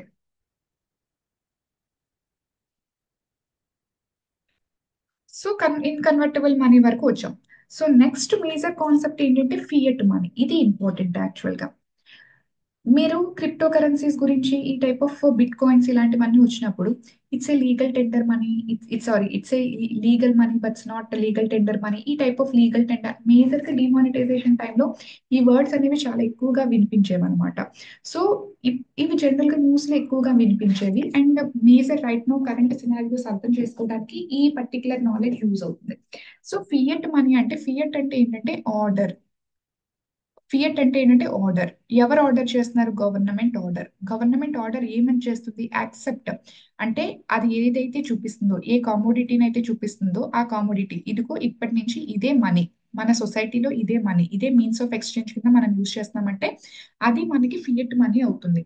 సో ఇయర్ 2016 లో డిమానిటైజేషన్ జరిగింది. 2016 కి ముందు కరెన్సీ అది మనం ఎందుకు యాక్సెప్ట్ చేసాం మీడియం ఆఫ్ ఎక్స్చేంజ్ కింద? Because it is a fiat money. అంటే గవర్నమెంట్ దాన్నే మనం మీడియం ఆఫ్ ఎక్స్చేంజ్ కింద యాక్సెప్ట్ చేస్తున్నామని ఆర్డర్ చేసింది కాబట్టి ఫియట్ అంటే order, government on the order of the government, అంటే it serves as the money on the order or fiat of the government అనమాట. అది మనీ కింద సర్వ్ చేస్తుంది on the order of the government అనమాట. So 2016 తర్వాత demonetisation November, October, నవంబర్లో introduce చేసినప్పుడు అది నేను యాక్సెప్ట్ చేయను. ఇంకా అది ఆ పాత నోట్లన్నీ కూడా మనకి ఫియట్ మనీ కాదు, అంటే అది మనీ కింద మనం యాక్సెప్ట్ చేయము, కొత్త నోట్స్ వస్తాయి అని చెప్పినప్పుడు ఏంటి, అవి చిత్తు కాగితాలతో సమానం అయిపోయింది కదా. అంటే గవర్నమెంట్ దేన్ని చూపించి, దీన్ని చూపించి ఎక్స్ అనే కామోడిటీ, వై అనే కామోడిటీ, జెడ్ ఆర్ సమ్ ఏది చూపించి ఇదే ఇప్పటి నుంచి మనకి మనీ అని చెప్పారు, అది ఫియట్ మనీ అవుతుంది అనమాట. ఫియట్ మనీ అంటే గవర్నమెంట్ దేన్ని చూపించింది మనం రైట్ నో ఇది మనం మీన్స్ ఆఫ్ ఎక్స్చేంజ్ కింద మనీ కింద కన్సిడర్ చేస్తున్నామని చూపించడం అనమాట. ఆర్డర్ ఆఫ్ ద గవర్నమెంట్, దాన్ని ఫియట్ మనీ. ఇప్పుడు మన దగ్గర ఉన్న మనీ మొత్తం ఫియట్ మనీ అనమాట. అంటే గవర్నమెంట్ ఇదిగో ఇదే మన మీన్స్ ఆఫ్ ఎక్స్చేంజ్ కింద ఆ, మనం యూజ్ చేస్తున్నామని చెప్పి సిగ్నేచర్ చేసిస్తుంది చూసారా, ఇది మనకి ఫియట్ మనీ అనమాట. On the order of the government మనం దాన్ని యూజ్ చేస్తున్నాం అనమాట. ఏదైతే ఫియట్ మనీ ఉంటుందో అదే మనకి జనరల్ గా లీగల్ టెండర్ మనీ అవుతుంది అనమాట. సో లీగల్ టెండర్ మనీ అంటే యాక్చువల్ గా ఏదైతే ఫియట్ మనీ ఉంటుందో అదే లీగల్ టెండర్ మనీ అనేది అవ్వడం జరుగుతుంది. రెండు ఒకటే, బట్ డెఫినేషన్స్ లో చిన్న మార్పు ఉంటుంది. సో లీగల్ టెండర్ మనీ అంటే it is the legal obligation to accept money. It is the legal obligation to accept money అనమాట. సో లీగల్ ఆబ్లిగేషన్ అంటే ఏంటి? ఫర్ ఎగ్జాంపుల్, నువ్వు అమౌంట్ ఇచ్చావు, ఒక 100 రూపీస్ 200 రూపీస్ అమౌంట్ ఇచ్చావు అనుకోండి, అవతల పర్సన్ నీకు యాక్సెప్ట్ చేయట్లేదు, నేను దీన్ని యాక్సెప్ట్ చేయను అన్నాను అనుకోండి, you can file a case against it అనమాట.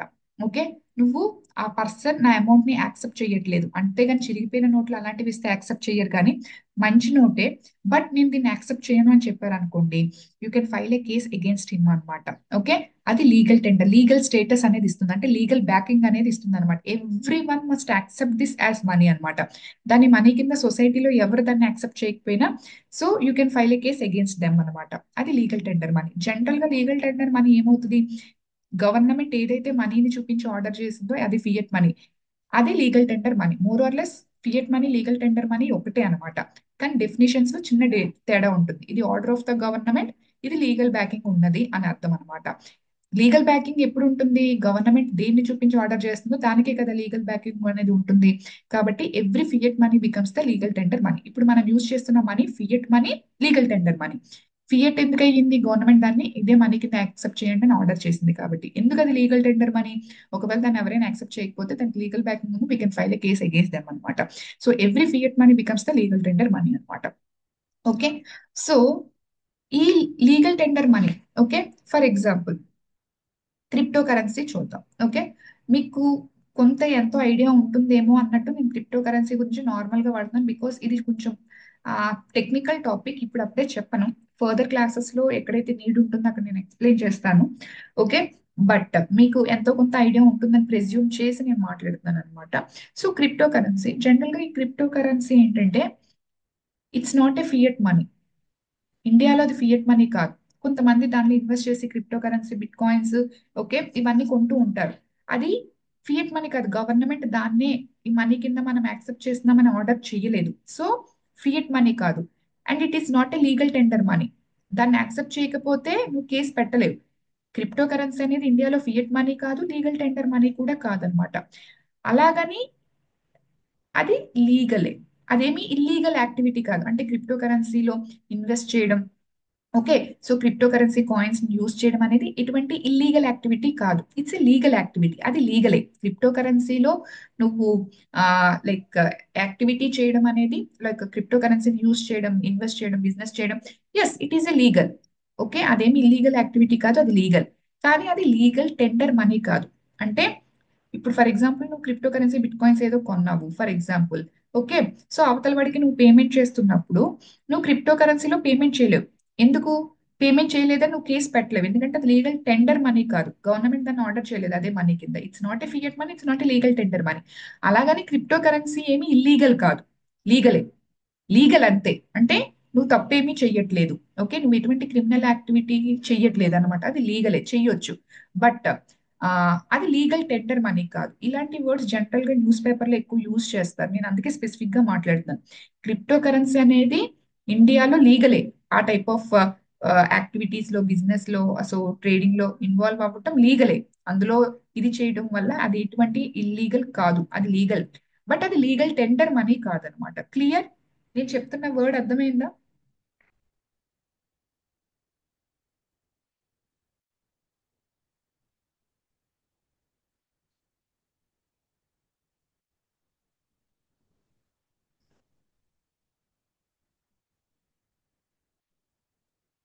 మెసేజ్ చేయట్లే. I'm waiting for your reply. ఒకవేళ డౌట్ ఉంటే మాత్రం feel free to ask. Clear? Okay. సరే, లీగల్ టెండర్ మనీ. అయితే ఈ లీగల్ టెండర్ మనీ ఏదైతే ఉందో, దిస్ లీగల్ టెండర్ మనీ, ఈ లీగల్ టెండర్ మనీ అనేది జనరల్ గా మనకి టూ టైప్స్ ఉంటుంది అనమాట. ఒకటి limited legal tender money, limited legal tender money, and unlimited legal tender money. Limited legal tender money and unlimited legal tender money. Limited legal tender money అంటే కొంత value వరకు మాత్రమే దానికి లీగల్ స్టేటస్ ఉంటుంది, legal tender money అనమాట. For example 50 Paisa coins అనుకోండి. నువ్వు 50 పైసా coins తో ఎంత వరకు నువ్వు ట్రాన్సాక్షన్ చేయొచ్చు? అప్ టు రూ. 10 వరకు నువ్వు ట్రాన్సాక్షన్ చేయొచ్చు. ఇప్పుడు ఇది పెద్ద ప్రాబ్లం ఏం కాదని, అసలు 50 పైసా కాయిన్స్ అనేవి లేవు. బట్ ఆ కాన్సెప్ట్ మీకు తెలియాలి కాబట్టి నేను ఎక్స్ప్లెయిన్ చేస్తాను. 50 పైసా కాయిన్స్ ఉన్నాయనుకోండి. 50 పైసా కాయిన్స్ అనేవి జనరల్ గా నువ్వు మాక్సిమం రూ. 10 వరకు 50 పైసా కాయిన్స్ లో నువ్వు ట్రాన్సాక్షన్ చేయొచ్చు. ఫర్ ఎగ్జాంపుల్ ఏదైనా షాప్ కి వెళ్ళావు, ఒక రూ. 10 బిస్కెట్ ప్యాకెట్ లేకపోతే రూ. 5 బిస్కెట్ ప్యాకెట్, రూ. 10 టీ కొన్నావు, నువ్వు 50 పైసా కాయిన్స్ లో మొత్తం పేమెంట్ చేసావు. నేను యాక్సెప్ట్ చేయను అని వాడు చెప్పకూడదు. ఓకే, సో ఎందుకంటే అప్ టు రూ. 10 వరకు నువ్వు 50 పైసా కాయిన్స్ లో నువ్వు పేమెంట్ అనేది చేయొచ్చు, ట్రాన్సాక్షన్ అనేది చేయొచ్చు. ఒకవేళ అవతల పర్సన్ దాన్ని యాక్సెప్ట్ చేయలేదు అనుకోండి, you can file A case against him అనమాట. ఎందుకంటే లిమిట్ రూ. 10 వరకు నువ్వు యాక్సెప్ట్ చేయొచ్చు. బియాండ్ దట్, అంటే 50 పైసా కాయిన్స్ తో నువ్వు 1 crore ట్రాన్సాక్షన్ చేసావు. 1 crore, లైక్ ఏ కారు కొనడానికి వెళ్ళు 50 పైసా కాయిన్స్ తో నువ్వు ట్రాన్సాక్షన్ చేయడానికి రెడీ అయ్యావు అనుకోండి, అది యాక్సెప్ట్ చేయరు అనమాట. వాడు నేను యాక్సెప్ట్ చేయనని చెప్పొచ్చు అనమాట. ఎందుకంటే రూ. 10 వరకు మాత్రమే మీకు అది ఆ ఆ శాంక్టిటీ అనేది ఇవ్వడం జరిగింది. అంటే 50 పైసా కాయిన్స్ లో నీకు రూ. 10 వరకు మాత్రమే చేయొచ్చు ట్రాన్సాక్షన్. బియాండ్ దట్ అది లీగల్ టెండర్ కాదనమాట. ఓకే, అది లిమిటెడ్ లీగల్ టెండర్ మనీ అవుతుంది. అంటే బియాండ్ దట్ రూ. 10 దాటి 50 పైసా కాయిన్స్ లో నువ్వు ట్రాన్సాక్షన్ అనేది 50 పైసా కాయిన్స్ లో చేయడానికి అవ్వదు అనమాట. మాక్సిమం రూ. 10 వరకు 50 పైసా కాయిన్స్ లో నువ్వు ట్రాన్సాక్షన్ చేయొచ్చు. ఓకే, అందుకే యాక్చువల్ గా దీని మీద ఒక కేసు కూడా ఉందన్నమాట. Like some other person case, మనకి ఇదే ఎకానమీ కాబట్టి కేసెస్ పాలిటీ లాగా ఇంపార్టెంట్ కాదనుకోండి. బట్ ఏంటంటే ఫర్ ఎగ్జాంపుల్ తను అది రూ. 8 ఎంత అనుకుంటా పేమెంట్ చేయాల్సింది, తను మొత్తం 50 పైసా కాయిన్స్ లో చేశాడు అనమాట. రూ. 8 కి 50 పైసా కాయిన్స్ అంటే ఏంటి, 16 50 పైసా కాయిన్స్ అనేది పే చేశాడు. అవతల పర్సన్ నాకు చిల్లర, నేను ఇది ఎలా ట్రాన్సాక్షన్ చేస్తాను, నేను చెయ్యను అని చెప్పేసి చెప్పాడు. మేబీ తను పర్సన్ ఏంటంటే హీఈస్ అవేర్ ఆఫ్ ఇది లిమిటెడ్ లీగల్ టెండర్ మనీ అని ఆయనకు తెలుస్తుంది. మేబీ ఎకనామిక్స్ ఏమో రూ. 8 కి తను యాక్సెప్ట్ చేయలేదని ఈ పర్టికులర్ పర్సన్ మీద యాక్చువల్ గా కేసు పెట్టడం జరిగింది అనమాట. అండ్ కేసులో ఇతను విన్ కూడా అవ్వడం జరిగింది అనమాట. సో పాపం అవతల పర్సన్ రూ. 8.50 యాక్సెప్ట్ చేయకపోవడం వల్ల ఈ లీగల్ ఎక్స్పెన్సెస్, ఫైన్, ఇవన్నీ కూడా అతను బేర్ చేయవలసి వచ్చింది. సో 50 పైసా కాయిన్స్ ని రూ. 10 వరకు నువ్వు పేమెంట్ అనేది చేయొచ్చు. బియాండ్ దట్ చేయకూడదు. ఆ తర్వాత అది లీగల్ టెండర్ మనీ కాదనమాట. So unlimited legal tender money, unlimited అంటే నువ్వు ఎంత పేమెంట్ అయినా చేయొచ్చు అనమాట. ఓకే, ఇది ఇప్పుడు మనం యూజ్ చేస్తున్న ఏదైనా సరే అన్లిమిటెడ్ లీగల్ టెండర్ మనీ అనమాట. Like 1 rupee, 2 rupee, 5 rupee. So అందుకే కదా యూట్యూబ్ లో కూడా చాలా మంది 5 రూపీస్ తోని వాటితోని పెద్ద పెద్ద కార్స్ అవి కొన్నా ఇటువంటి ప్రాబ్లం అనేది ఎందుకు ఉండట్లేదు అంటే 5 రూపీస్ తో నువ్వు ఎంత ట్రాన్సాక్షన్ అయినా నువ్వు చేయొచ్చు, 1 రూపీతో నువ్వు ఎంత ట్రాన్సాక్షన్ అయినా నువ్వు చేయొచ్చు అనమాట. అవి అన్లిమిటెడ్, ఆ పర్టికులర్ కాయిన్ తో నువ్వు ఎంత ట్రాన్సాక్షన్ అయినా నువ్వు చేయొచ్చు అనమాట. అవి అన్లిమిటెడ్ లీగల్ టెండర్ మనీ. ఒక 50 పైసా తప్పితే రిమైనింగ్ అన్న అన్లిమిటెడ్ లీగల్ టెండర్ మనీ అనమాట. సో తర్వాత rules and regulations March maybe ఇవి ఎందుకంటే ఇప్పుడు 1 రూపీ, 2 రూపీస్ కూడా over a period of time, ఒక పర్టికులర్ టైం పీరియడ్ తర్వాత మేబీ వాటిని కూడా లిమిటెడ్ స్టేటస్ లోకి తీసుకొచ్చేస్తారేమో. ఎందుకంటే ఇప్పుడు జనాలు ఎవరు కూడా యూజ్ చేయట్లేదు కదా పెద్దగా కాయిన్స్. సో 10 రూపీస్ మినిమం అనేది అయిపోయింది కాబట్టి so maybe over a period of time 1 rupee, 2 rupee coin, 5 rupee coin కూడా సో మేబీ ఆ స్టేటస్ ని కోల్పోవచ్చు, maybe due to legislation. But right now ఉన్నదైతే మాత్రం 50 పైసా కాయిన్స్ కి అయితే మాత్రం 10 రూపీస్ వరకు మాత్రమే పేమెంట్ అనేది చేయాలి. So it is the difference between limited legal tender money and unlimited legal tender money అనమాట. Next non legal tender money కూడా ఉంటుంది. లీగల్ టెండర్ మనీ చెప్పాను and non legal tender money. So non legal tender money అంటే ఏంటంటే so general గా it is optional అనమాట. అంటే accept చేయాల్సిన నీడ్ ఏమీ లేదు, it is not compulsory to accept అనమాట. లైక్ దీన్ని మనం ఆప్షనల్ మనీ అని కూడా అంటాం అనమాట. ఎందుకంటే ఇట్ ఈస్ ద ఆప్షన్, అవతల పర్సన్ యొక్క option whether to accept or not అనమాట. దీనికి బెస్ట్ ఎగ్జాంపుల్ ఏంటంటే crypto currency and Nepalese rupee. Actual గా మొన్న మొన్న క్రిప్టో కరెన్సీ వచ్చింది. జనరల్ గా దీనికి ఎగ్జాంపుల్ నెపలీస్ రూపీస్ చెప్పేవారు అనమాట. సో మీకు నెపలీస్ రూపీ మీకు ఐడియా ఉంటే సో నేపాల్ ఇక్కడ ఉంటుంది కదా. సో జనరల్ గా ఇదంతా యూపీ బీహార్ అనమాట. సో ఇవంతా ప్లెయిన్స్, యాక్చువల్ గా UP Bihar plains. So general గా ఇక్కడ ఏం జరుగుతుందంటే ఇక్కడ ఉన్న ఈ పర్టికులర్ ప్లేస్ లో ఉన్న పీపుల్, ఈ పర్టికులర్ ఉన్న people by nature culture wise గా ఏంటంటే ఇద్దరికి ఒకే టైప్ ఆఫ్ కల్చరల్ సిమిలారిటీస్ అనేవి ఉన్నాయి. సో దానివల్ల ఏంటంటే ఇక్కడ నుంచి అక్కడికి, అక్కడి నుంచి ఇక్కడికి రిలేటివ్స్ మూవ్మెంట్స్ ఇవన్నీ కూడా ఉంటాయి జనరల్ గా అనమాట. లైక్ మీకు నార్త్ ఈస్టర్న్ లో కూడా చూస్తారు కదా, సో ఆ type of movements. So general గా ఇక్కడ ఏంటంటే ఆ ఫ్రీ మూవ్మెంట్ అనేది ఉంటుంది. జనరల్ గా అదంతా కూడా ప్లెయిన్ ఏరియా కాబట్టి సో ఇక్కడ ఈ బార్డర్ లో ఏంటంటే షాప్స్ ఏవైతే ఉంటాయో, ఓకే, ఈ బార్డర్ లో షాప్స్ ఏవైతే ఉంటాయో వాళ్ళు అట్నుంచి ఇటువైపు పీపుల్ వస్తారు, ఇటు నుంచి అటువైపు పీపుల్ వెళ్తారు కదా. సో వాళ్ళందరికీ కల్చరల్ సిమిలారిటీస్ ఉంటాయి అనమాట. సో ఫ్రీ మూవ్మెంట్ జనరల్ గా కొంత ఉంటుంది అనమాట. అఫ్ కోర్స్ రెస్ట్రిక్షన్స్ ఉంటాయి అనుకుంటే అవన్నీ మనం పక్కన పెడితే మూవ్మెంట్ ఉంటుంది.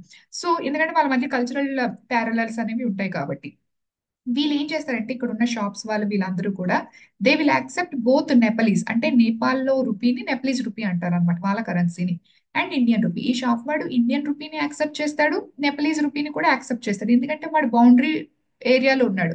ఓకే, బౌండరీ అంటే మనం ఇంక గోడ కట్టేసి వాడి ఇటువైపు వీడి ఇటువైపు వెళ్ళకూడదని ఉండదు కదా.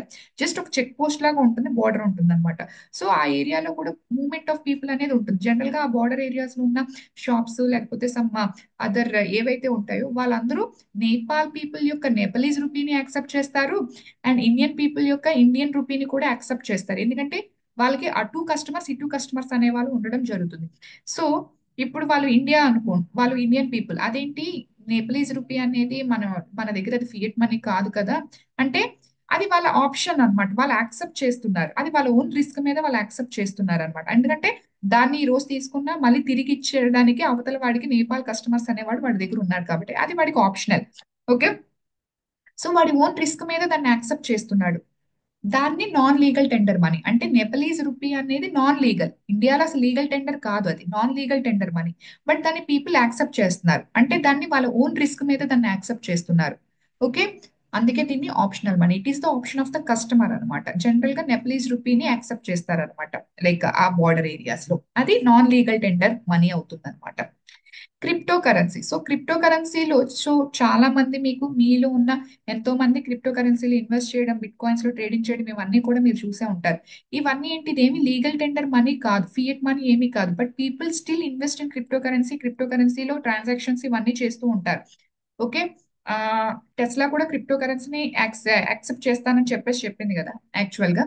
సో ఇవేంటంటే ఇది వాళ్ళ ఓన్ రిస్క్ మీద చేస్తున్నారు. మేబీ రేపటి రోజున కంప్లీట్ గా క్రిప్టో కరెన్సీని ఇల్లీగల్, ఇప్పుడైతే లీగల్ నువ్వు ఏదైనా చేయొచ్చు ప్రాబ్లం ఏం లేదు అని చెప్పింది. మేబీ రేపటి రోజున అది ఇల్లీగల్ గా అనౌన్స్ చేస్తే ఆ మనీ అంతా వాడికి పోయినట్టే. అంటే వాడి యొక్క ఓన్ రిస్క్ మీద అదంతా చేస్తున్నాడు అనమాట. Are you getting the logic? So దానికి ఎటువంటి స్టేటస్ లేదు, బట్ ఆ కరెన్సీ మీద వీడు ఇన్వెస్ట్ చేసి ట్రాన్సాక్షన్స్ చేస్తున్నాడు, వాడి యొక్క ఓన్ రిస్క్ మీద అది చేస్తున్నాడు అనమాట. అవన్నీ non legal tender money. So crypto currency అనేది ఇండియాలో నాన్ లీగల్ టెండర్ మనీ. ఎందుకంటే అది మేజర్ మీడియం ఆఫ్ ఎక్స్చేంజ్ కాదు. అలాగని ఇది లీగల్ కాదు. రైట్ నౌ అయితే లీగల్ చేయొచ్చు, లీగల్ యాక్టివిటీయే. మేబీ టుమారో అది ఇల్లీగల్ కూడా అవ్వచ్చు. అండ్ కొన్ని కొన్ని కంట్రీస్ లో క్రిప్టో కరెన్సీ అనేది, కొన్ని కంట్రీస్ లో క్రిప్టో కరెన్సీ అనేది లీగల్ టెండర్ మనీ, దాన్ని యాక్సెప్ట్ చేశారు. అండ్ మేజర్ గా టెస్లా, టెస్లా వాళ్ళు క్రిప్టో కరెన్సీని మేము యాక్సెప్ట్ చేస్తామని చెప్పారు అనమాట. ఓకే. సో అక్కడ వాళ్ళు దాన్ని యాక్సెప్ట్ చేస్తున్నారు. ఎందుకంటే వాళ్ళు అనౌన్స్ చేశారు కాబట్టి ఆ పర్టికులర్ కంట్రీస్ లో, చాలా కంట్రీస్ లో ఇది లీగల్ టెండర్ మనీగా కూడా యాక్సెప్ట్ చేశారు. అంటే వాళ్ళ గవర్నమెంట్ దాన్ని ఆ కరెన్సీని యాక్సెప్ట్ చేస్తుంది అనమాట. మనం యాక్సెప్ట్ చేయట్లేదు లీగల్ టెండర్ మనీ కింద. ఓకే. సో క్లియర్ ఇక్కడ వరకు. So it is non legal tender money అనమాట. నాన్ లీగల్ టెండర్ మనీకి మనకి ఇంకొక నేమ్ కూడా ఉంది జనరల్ గా, fiduciary money. Non legal tender మనీకే జనరల్ గా ఇంకొక నేమ్ ఉంది, fiduciary money. Just definition slight difference, but meaning అయితే రెండు ఒకటే వస్తుంది అనమాట. సో ఫిడ్యూషియరీ మనీ అంటే ఏంటంటే it serves as money on the basis of personal trust. Personal trust వరకు కూడా దాన్ని యాక్సెప్ట్ చేయడం అనేది చేస్తూ ఉంటారు. అంటే nothing but non legal tender money. Sense ఒకటే, but different different terms different books లో ఇవ్వాలి కదా. మళ్ళీ మీకు అక్కడ నాన్ లీగల్ టెండర్ మనీ కాకుండా ఫిడ్యూషియరీ మనీ అని ఇచ్చారనుకోండి, ఇదేంటి మా మేడం చెప్పలేదని అనుకోకూడదు. కాబట్టి రెండు ఒకటే, non legal tender money or fiduciary money. Personal trust మీద, వాళ్ళ యొక్క ఓన్ రిస్క్ మీద వాళ్ళు దాన్ని యాక్సెప్ట్ చేయడం జరుగుతుంది అనమాట. So that's why they are called as optional money. Okay. So different types of మనీలో లాస్ట్ ఏంటంటే నియర్ మనీ, అంటే మనీ కాదు కానీ మనీ లాంటిది, almost approximately. So what is meant by near money అంటే ఎగ్జాక్ట్ గా మీడియం ఆఫ్ ఎక్స్చేంజ్ గా దాన్ని యూస్ చేయం, బట్ ఆల్మోస్ట్ మనీ కింద దాన్ని యూస్ చేస్తాం అనమాట. అంటే ఏంటి? It refers to highly liquid financial assets. It refers to highly liquid financial assets అనమాట. So highly liquid. So first of all ఇక్కడ లిక్విడిటీ అంటే ఏంటో తెలియాలన్నమాట. సో జనరల్ గా మీరు ఎక్కువ న్యూస్ పేపర్ చదువుతూ ఎకనామిక్ కాన్సెప్ట్స్ లో లిక్విడిటీ ఉండాలి అంటారు. లిక్విడిటీ అంటే ఏంటి? So what is mean by liquidity అంటే it is an ease of converting an asset into money. It is an ease of converting an asset into money with minimum loss in time, with minimum loss in time and value. Liquidity అంటే ఒక asset ని money కింద నువ్వు convert చేయాలి. ఇక్కడ money అంటే, మన దగ్గర మనీ అంటే ఏంటి? ఇండియాలో మనీ అంటే ఏంటి? Either cash or currency are account లో డిపాజిట్ మనీ. అదే కదా ఇండియాలో మనం మీన్స్ ఆఫ్ ఎక్స్చేంజ్ కింద యూస్ చేస్తున్నాం. నార్మల్ ఇండియన్ గవర్నమెంట్ ఏదైతే ప్రింట్ చేస్తుందో అదే ఫియట్ మనీ. అది క్యాష్, లేకపోతే దాన్ని డిపాజిట్ చేస్తే డిపాజిట్ మనీ.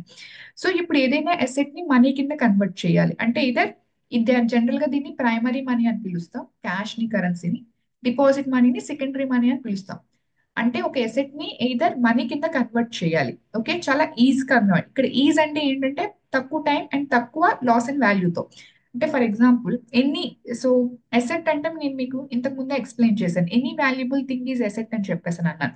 మీకు car is an asset, land is an asset, gold is an asset, share is an asset. So ఇవన్నీ కూడా జనరల్ గా ఎసెట్. ఫర్ ఎగ్జాంపుల్ ల్యాండ్ తీసుకుందాం. సో ల్యాండ్ అనేది ఎసెట్. ఇప్పుడు ఈ ల్యాండ్ ని నువ్వు అమ్మేవనుకోండి, సేల్ చేసావనుకోండి, నీ చేతిలోకి క్యాష్ వస్తుంది. ఓకే, మనీ అనేది రావటం జరుగుతుంది. ల్యాండ్ అనేది ఎసెట్, క్యాష్ అనేది మనీ అన్నమాట. కరెన్సీ అనేది మనీ మనకి. ఓకే. సో సీ హియర్, కరెన్సీని ఎసెట్ అనొచ్చు, like money medium of exchange కింద యూజ్ అవుతుంది కాబట్టి ప్రైమరీ ఫంక్షన్ అది మీడియం ఆఫ్ ఎక్స్చేంజ్ కాబట్టి అది మనీ అనమాట.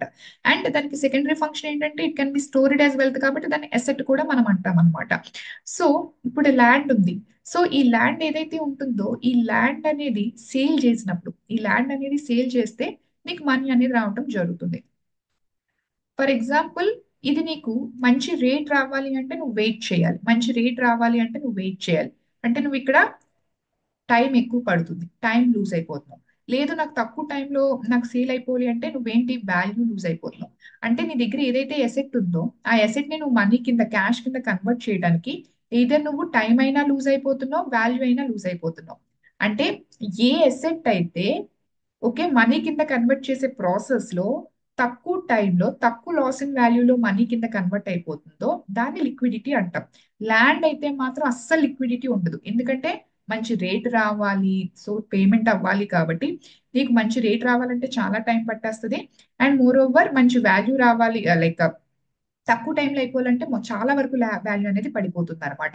సో ఇది అస్సలు లిక్విడిటీ ఉండదు. అందుకే రియల్ ఎస్టేట్ లో ఇప్పుడు పెట్టడం జనాలు తగ్గిస్తున్నారు. ఎందుకంటే అవసరానికి ఉపయోగపడట్లేదు అనమాట. ల్యాండ్ ఉంది అని చెప్పుకున్నా అవసరానికి అది ఉపయోగపడట్లేదు. అవసరానికి ఉపయోగపడలేని అసెట్స్ ఎందుకు, అందుకే పీపుల్ మైండ్ సెట్స్ అనేవి మారిపోతున్నాయి అనమాట.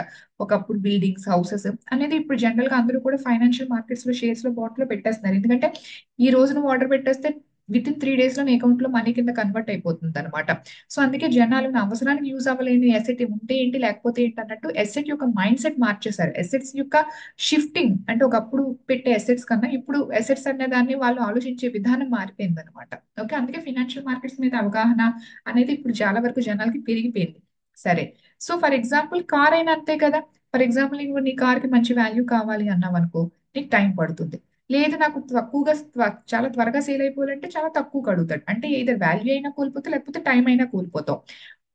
సో ఈ రెండింటితో వాటితో నువ్వు కంపారిటివ్ గా చూస్తే గోల్డ్.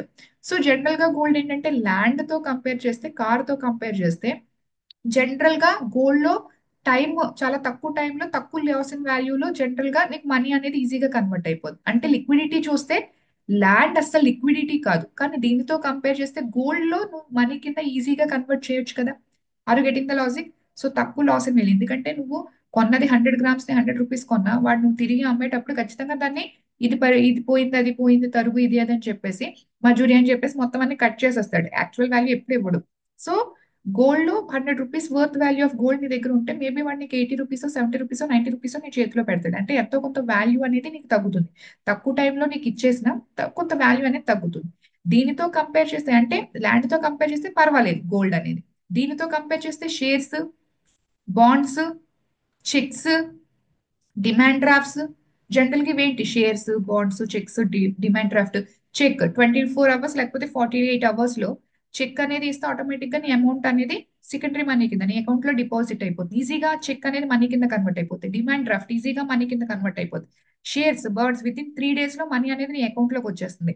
సో అంటే చాలా తక్కువ. షేర్స్, బాండ్స్ లో మహా అయితే సెక్యూరిటీ ట్రాన్సాక్షన్ ట్యాక్స్ 0.01% కట్ అవడం తప్పితే మొత్తం 100 రూపీస్ షేర్ అంటే నీ అకౌంట్ లోకి ఆల్మోస్ట్ 99 రూపీస్, 98 రూపీస్ నీ అకౌంట్ లో పడిపోతుంది. ఈ ట్రేడింగ్ ఛార్జెస్ ఇవన్నీ పోగా 98 రూపీస్, 99 రూపీస్ కమిషన్స్ పోగా. చెక్ అయితే 100 రూపీస్ అయితే 100 రూపీస్ పడిపోతుంది. డిమాండ్ డ్రాఫ్ట్ అయినా సేమ్ యాజ్ ఇట్ ఈస్ గా. అంటే లిక్విడిటీ అంటే నువ్వు దాన్ని ఈజీగా మనీ కింద కన్వర్ట్ చేసే ప్రాసెస్ లో నువ్వు తక్కువ లైక్ టైం చాలా తక్కువ కోల్పోవాలి, లేకపోతే వాల్యూ కూడా తక్కువ. Value I mean to say reduce in value or reduce in time అనేది చాలా తక్కువ ఉండాలన్నమాట. సో వీటితో కంపారిటివ్ గా మనం మాట్లాడితే shares, bonds, cheques, demand drafts ఇవన్నీ హైలీ లిక్విడ్ అన్నమాట. హైలీ లిక్విడ్ అంటే సో టైం చాలా తక్కువ టైంలో తక్కువ లాస్ ఇన్ వాల్యూతో ఈజీగా మనీ అనేది కన్వర్ట్ అయిపోతుంది అనమాట. ఇది హైలీ లిక్విడ్. దీని తర్వాత చూస్తే గోల్డ్. గోల్డ్ ఏంటంటే తక్కువ టైంలో కన్వర్ట్ అవుతుంది, కానీ కొంత వాల్యూ అనేది కోల్పోతాం అనమాట. ల్యాండ్ అయితే ఇంకా అసలు చెప్పాల్సిన అవసరం లేదు, చాలా టైం పడుతుంది అండ్ చాలా వాల్యూ కూడా రియాలిటీలో కోల్పోతాం అనమాట. So highly liquid financial assets. Highly liquid financial asset liquidity ఎక్కువగా ఉండాలి. లిక్విడిటీ ఎక్కువగా ఉండాల్సింది ఏంటి అంటే ఎగ్జాక్ట్లీ మనీ కాదు, ఆల్మోస్ట్ మనీ. ఎందుకంటే చాలా తక్కువ టైంలో నీకు మనీ కింద కన్వర్ట్ అయిపోతుంది తక్కువ లాస్ ఇన్ వాల్యూతో. ఏంటవి? Cheques, bonds, demand drafts, shares ఇవన్నీ ఆల్మోస్ట్ నియర్ టు మనీ. అంతేనా? నియర్ మనీ అంటే ఆల్మోస్ట్ మనీ. ఎందుకంటే విత్ ఇన్ వెరీ లెస్ టైంలో ఏంటంటే మీకు ఆల్మోస్ట్ మనీ కింద కన్వర్ట్ అయిపోతుంది కాబట్టి దీన్ని నియర్ మనీ అని పిలుస్తాం అనమాట. ఓకే, సో నెక్స్ట్ వన్ వచ్చేసరికి plastic money. So plastic money అంటే ఏంటి? సో ప్లాస్టిక్ మనీ అంటే మీరు యూజ్ చేసే డెబిట్ కార్డ్స్, క్రెడిట్ కార్డ్స్ ఏవైతే ఉన్నాయో వాటిని జనరల్ గా మనం ప్లాస్టిక్ మనీ అని పిలుస్తాం అనమాట. అండ్ ఫైనల్ మనీ వచ్చేసరికి డిపాజిట్ మనీ. అంటే మీరు ఏదైతే అమౌంట్ అకౌంట్ లో డిపాజిట్ చేస్తారో దాన్ని డిపాజిట్ మనీ అని పిలుస్తారు. దాన్ని సెకండరీ మనీ అని పిలుస్తారు అనమాట. ఎందుకు ఇంత స్టోరీ చెప్పానంటే you have to understand money supply concept. So as such మీకు ఎకానమీలో మీకు ఇచ్చిన ప్రిలిమ్స్ సబ్జెక్ట్ లో టైప్స్ ఆఫ్ మనీ సప్లై అనేది ఇవ్వలేదు. ఐ జస్ట్ ఒకసారి నేను ఐ జస్ట్ టేక్ టైం అంటే మీకు ఆ టాపిక్ చెప్పాలా లేదా అని చెప్పేసి. ఎందుకంటే మీకు మొన్న గ్రూప్ 2 సిలబస్ లో మెయిన్స్ అయితే స్పెసిఫిక్ గా మనీ సప్లై అన్న కాన్సెప్ట్ రాశాడు కాబట్టి డీటెయిల్ గా ఎక్స్ప్లెయిన్ చేసాం. బట్ ఏంటంటే ఇప్పుడు అంతా సిలబస్ ప్రిలిమ్స్ కి మళ్ళీ అంతా సిలబస్ మెయిన్స్ కి అనేది ఉండదు కాబట్టి కొంత టాపిక్ కట్ చేస్తూ ఉంటాడు. కాబట్టి మీకు ఎక్స్ప్లెయిన్ ఎలా చేశాడు అంటే మీ సిలబస్ లో, నేను మీ సిలబస్ లో 4th పాయింట్ మాట్లాడుతున్నాను, ఫినాన్షియల్ ఇన్స్టిట్యూషన్స్ టాపిక్ మాట్లాడుతున్నాను. అందులో సిలబస్ మీరుకి ఎలా మెన్షన్ చేశాడంటే ఆర్బీఐ మానిటరీ పాలసీ అని ఎక్స్ప్లెయిన్ చేశారు. యాజ్ సచ్ మనీ సప్లై అన్న టెర్మినాలజీ మీకు సిలబస్ లో యూజ్ చేయలేదు. బట్ నేను ఇక్కడ మనీ సప్లై కాన్సెప్ట్ ఎక్స్ప్లెయిన్ చేసి మనీ సప్లై ఎందుకు ఎక్స్ప్లెయిన్ చేస్తున్నానంటే మీకు మానిటరీ పాలసీని ఎఫెక్టివ్ గా అర్థం చేసుకోవడానికి అండ్ ఎటువంటి టఫ్ లెవెల్ క్వశ్చన్స్ వచ్చినా మీరు క్లియర్ గా ఆన్సర్ చేయాలి కాబట్టి నేను ఎక్స్ప్లెయిన్ చేస్తాను. అయితే మనకి money సప్లైలో M1 M2 different concepts ఉంటాయి. అవి చెప్పాలా వద్దా అనేది నేను ఒకసారి మళ్ళీ సిలబస్ మొత్తం చూసి నేను చెప్తాను. వై బికాస్ మీకు అయితే ఎక్స్ప్లిసిట్ గా మెన్షన్ చేయలేదు. నేను మీ మెయిన్ సిలబస్ ప్రీలిమ్ సిలబస్ కంపారిటివ్ గా నేను చేసి అప్పుడు నేను మనీ సప్లై కాన్సెప్ట్ మాక్సిమం చూస్తాను చెప్పటానికి. అవసరం లేదు అంటే ఒకవేళ మనకి సిలబస్ లో ఏదైతే ఎక్స్ప్లిసిట్ గా మెన్షన్ చేశాడో అది మాత్రమే డీల్ చేసుకొని if we are having extra time అప్పుడు ఎక్స్ట్రా కాన్సెప్ట్స్ రిలేట్ చేసుకుంటూ కొంత డెప్త్ అడిగితే ఎలా ఉంటుందో అప్పుడు ఎక్స్ట్రా పాయింట్స్ కాన్సెప్ట్స్ ని తర్వాత లాస్ట్ లో డీల్ చేయడానికి మనం ట్రై చేద్దాం. ఓకే, సో ఎక్స్ప్లిసిట్ గా మీ సిలబస్ లో ఏదైతే ఫస్ట్ మెన్షన్ చేశారో అవి కవర్ చేసేయడానికి మనం ఫస్ట్ ట్రై చేద్దాం. సో దట్ మీరు చదువుకొని అండ్ పీవైక్యూస్ చేయడానికి పాసిబుల్ గా ఉంటుంది కాబట్టి. So this is all about money. నేను ఇప్పుడు వరకు ఒకటే చెప్పాను. సో ఇప్పుడు వరకు నేను కాన్సెప్ట్ మనీ గురించి మాత్రమే మాట్లాడాను. What is men by money, ఇది నేను ఎందుకు ఎక్స్ప్లెయిన్ చేశాను అంటే ఇన్ ఆర్డర్ టు అండర్స్టాండ్ ఇప్పుడు నేను తర్వాత మీరు డిజిటల్ కరెన్సీస్ ఇవన్నీ మీకు తెలియాలి అంటే మనీ అన్న కాన్సెప్ట్ మీకు అర్థం కావాలి కాబట్టి anything which can be accepted by the society can be called as money. అది over a period of time ఆ మనీ అన్న థింగ్ అనేది మారుతూ వచ్చిందన్న విషయం మీకు తెలియాలి. అప్పుడు సో క్రిప్టో కరెన్సీని ఎందుకు యాక్సెప్ట్ చేస్తున్నారు, డిజిటల్ కరెన్సీని పీపుల్ ఎందుకు యాక్సెప్ట్ చేస్తున్నారు అన్న మైండ్ సెట్ మీకు క్లారిటీ ఉంటుందన్న ఉద్దేశంతో ఇది ఎక్స్ప్లెయిన్ చేయడం జరిగింది. So I think so money అన్న కాన్సెప్ట్ క్లియర్ అనుకుంటాను. సో లైక్ టైప్స్ ఆఫ్ మనీలో ఏంటేంటి ఉన్నాయి అని చెప్పేసి ఒకసారి ఎక్స్ప్లెయిన్ చేయను, వర్డ్స్ చెప్తాను. ఫుల్ బాడీడ్ మనీ అర్థమైంది అనుకుంటాను. Full bodied money like like token money, okay, representative full bodied money, convertible money, okay, non convertible money, fiat money, legal tender money, non legal tender money, legal tender లో limited unlimited చెప్పాను, and fiduciary money, and near money, and final గా plastic money, and final గా secondary money. Okay, so clear అనుకుంటా. Every terminology was clear for you. Okay, so money supply concept కి direct గా వెళ్లే ముందు you have to understand types of accounts of banks. So types of accounts of banks and post offices గురించి and what are the basic differences between post offices and banks. ఎందుకంటే post office లో కూడా నువ్వు amount వేస్తావు and post office లో banking services అనేవి చేస్తావు and banks లో కూడా బ్యాంకింగ్ సర్వీసెస్ అనేది చేస్తారు. అయితే what is the exact difference? Banking services post offices లో ఉంటే బ్యాంక్ లో ఉంటే మరి రెండు ఒకటేనా, ఏమైనా డిఫరెన్స్ ఉందా? అసలు ఏం చేస్తారు అన్న clarity, what is the basic difference between post office? General గా పోస్ట్ ఆఫీస్ అంటే it should be a communication sector కదా, మరి అక్కడ బేసిక్ సర్వీసెస్ అనేది ఎందుకు ఇస్తున్నారు? ఆ లాజిక్ మనకు అర్థం కావాలి. సో దట్ మీకు మనీ సప్లై కాన్సెప్ట్ కొంచెం ఈజీగా అనిపిస్తుంది అనమాట. సో దీనికన్నా ముందు ఫస్ట్ ఆఫ్ ఆల్ బ్యాంక్స్ కి పోస్ట్ ఆఫీసెస్ కి మధ్య డిఫరెన్స్ తెలియాలంటే బ్యాంక్స్ లో ఏ టైప్ ఆఫ్ అకౌంట్స్ ఉంటాయి అనేది మీకు తెలియాలి. సో జనరల్ గా మీరు అబ్జర్వ్ చేసి ఉంటారు, మీకున్న ఏ బ్యాంక్ అకౌంట్ అయినా మీరు సేవింగ్ అకౌంట్ అనేది తీసుకుంటారు. బట్ నార్మల్ గా అసలు బ్యాంక్ ఎన్ని ఎన్ని టైప్స్ ఆఫ్ అకౌంట్స్ అనేది ప్రొవైడ్ చేస్తుంది? జనరల్ గా బ్యాంక్ అనేది 4 టైప్స్ ఆఫ్ అకౌంట్స్ అనేది ప్రొవైడ్ చేస్తుంది. ఒకటి సేవింగ్ అకౌంట్, అండ్ ఇంకొకటి current account, third one fixed deposit and recurring deposit. Fixed deposit and recurring deposit, saving account, current account, fixed deposit and recurring deposit. So నేను ఎందుకు fixed deposit recurring deposit రెండు పక్క పక్కన రాశాను అంటే రెండు ఒకటే. ఒకసారి ఈ రెండు మూడు 4 కి డిఫరెన్సెస్ ఏంటనేది బేసిక్ గా చెప్తాను చూడండి. Fixed deposit are recurring deposit అంటే ఫిక్స్డ్ డిపాజిట్ లో నువ్వు లంసమ్ అమౌంట్ అనేది వెళ్ళి బ్యాంక్ లో వేస్తావు అనమాట. ఫర్ ఎగ్జాంపుల్ నీ దగ్గర 10 లక్షలు 20 లక్షలు ఉందనుకోండి, ఆ 10 లక్షలు 20 లక్షలు అనేది వెళ్ళి బ్యాంక్ లో వేస్తావు. సో ఈ 10 లక్షలు వేసిన తర్వాత నువ్వు మెచ్యూరిటీ పీరియడ్ తీసుకుంటావు, అంటే 3 సంవత్సరాలు 5 సంవత్సరాలు 7 సంవత్సరాలు తీసుకుంటావు. అంటే 3 సంవత్సరాలు 5 సంవత్సరాలు 7 సంవత్సరాల వరకు బ్యాంక్ ఆ మనీ నీకు ఇవ్వదు అనమాట. ఆఫ్టర్ 7 ఇయర్స్ అంటే నువ్వు ఏదైతే మెచ్యూరిటీ పీరియడ్ ఎంచుకున్నావో 3, 5 ఆర్ 7, ఆఫ్టర్ 7 ఇయర్స్ ఆ 10 lakh కి ఎక్స్ట్రా ఎంతో ఇంట్రెస్ట్ కలిపి ఒక 3 or 4 lakhs కలిపి టోటల్ గా 14 lakhs అనేది బ్యాంక్ నీకు ఇవ్వడం జరుగుతుంది అనమాట. అంటే ఫిక్స్డ్ డిపాజిట్ అంటే నువ్వు వెయ్యటమే లంసమ్ అమౌంట్ వేస్తావు. 10 లక్షలు ఒక లంసమ్ అమౌంట్ వేసి అది అక్కడ హోల్డ్ చేసేస్తావు అనమాట. బ్యాంక్ నువ్వు ఎప్పుడు ఈ రోజు నువ్వు వేసావు 3 నెలల తర్వాత నాకు అవసరం ఉంది, నాకు కావాలి అంటే అవ్వదు. సో 3 ఇయర్ లాకింగ్ పీరియడ్ ఉంటుందన్నమాట. అది మళ్ళీ మీకు అలాంగ్ విత్ ఇంట్రెస్ట్ ఆ పర్టికులర్ పీరియడ్ మెచ్యూరిటీ పీరియడ్ అయిన తర్వాతే నీకు బ్యాంక్ అనేది ఇవ్వడం జరుగుతుంది అనమాట. అది జనరల్ గా మనం ఫిక్స్డ్ డిపాజిట్ అని పిలుస్తాం. మరి రికరింగ్ డిపాజిట్ అంటే ఏంటి? సో రికరింగ్ డిపాజిట్ అంటే నీ దగ్గర 10 లక్షలు ఒకేసారి లేదనమాట. నువ్వేంటంటే నెలకి 1000 రూపాయలు, నెలకి 5000, నెలకి 10,000 చెప్పిన వేస్తున్నావు. సో ఈ నెల 5,000 వేసావు, నెక్స్ట్ నెల అలా వేసావు, అలా ఒక 3-4 ఇయర్స్ వేసావు అనమాట. 3-4 ఇయర్స్ వేసిన తర్వాత అది సమ్ పర్టికులర్ అమౌంట్ అక్యుములేట్ అవుతుంది కదా, అక్కడతో లాక్ అయిపోతుంది అనమాట. అంటే రికరింగ్ డిపాజిట్ లో కంటిన్యూగా పర్టికులర్ టైం పీరియడ్ నువ్వు అమౌంట్ వేయాలన్నమాట. ఇన్స్టాల్మెంట్ రూపంలో నువ్వు వేయాలన్నమాట. వేసిన తర్వాత అది లాక్ అయిపోతుంది అమౌంట్. సో లాక్ అయిపోయిన తర్వాత సేమ్ ఇలాగే ఫిక్స్డ్ డిపాజిట్ లాగే locking period 3 years, 5 years, 7 years అయి ఉండొచ్చు. ఆ తర్వాత నువ్వు అమౌంట్ అనేది మెచ్యూరిటీ పీరియడ్ అయిన తర్వాత అలాంగ్ విత్ ఇంట్రెస్ట్ నీకు ఇవ్వడం జరుగుతుంది అనమాట. మేబీ 3-4 ఇయర్స్ లో నెలకు 5,000 చెప్పిన ఆల్మోస్ట్ ఒక 2 లక్షలు 3 లక్షలు వేసాం అనుకుందాం. ఈ 3 లక్షలు ఓ 3 సంవత్సరాల తర్వాత మేబీ నీకు 5 లక్షలు 6 లక్షలు అయ్యి నీకు బ్యాంక్ తిరిగి ఇవ్వడం జరుగుతుంది. అంటే ఫిక్స్డ్ డిపాజిట్ కి రికరింగ్ డిపాజిట్ కి మేజర్ డిఫరెన్స్ ఏంటంటే ఫిక్స్డ్ డిపాజిట్ లో నువ్వు వేసే అమౌంట్ అనేది చాలా లంసమ్ గా ఉంటుంది. రికరింగ్ డిపాజిట్ లో ఫ్రీక్వెంట్ ఇన్స్టాల్మెంట్స్ రూపంలో నువ్వు వేయడం జరుగుతుంది అనమాట. అంతే.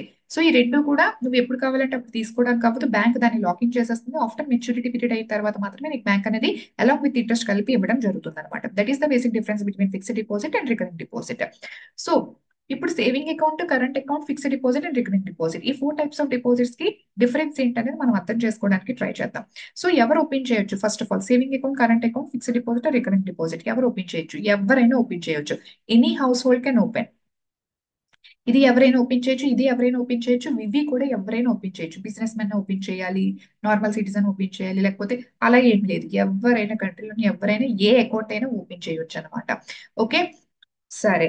ఎవరైనా ఓపెన్ చేయొచ్చు అని చెప్పేసి అన్నారు. సో ఫర్ ఎగ్జాంపుల్ నేను సేవింగ్ అకౌంట్ లో ఓపెన్ చేశాను అనుకుందాం.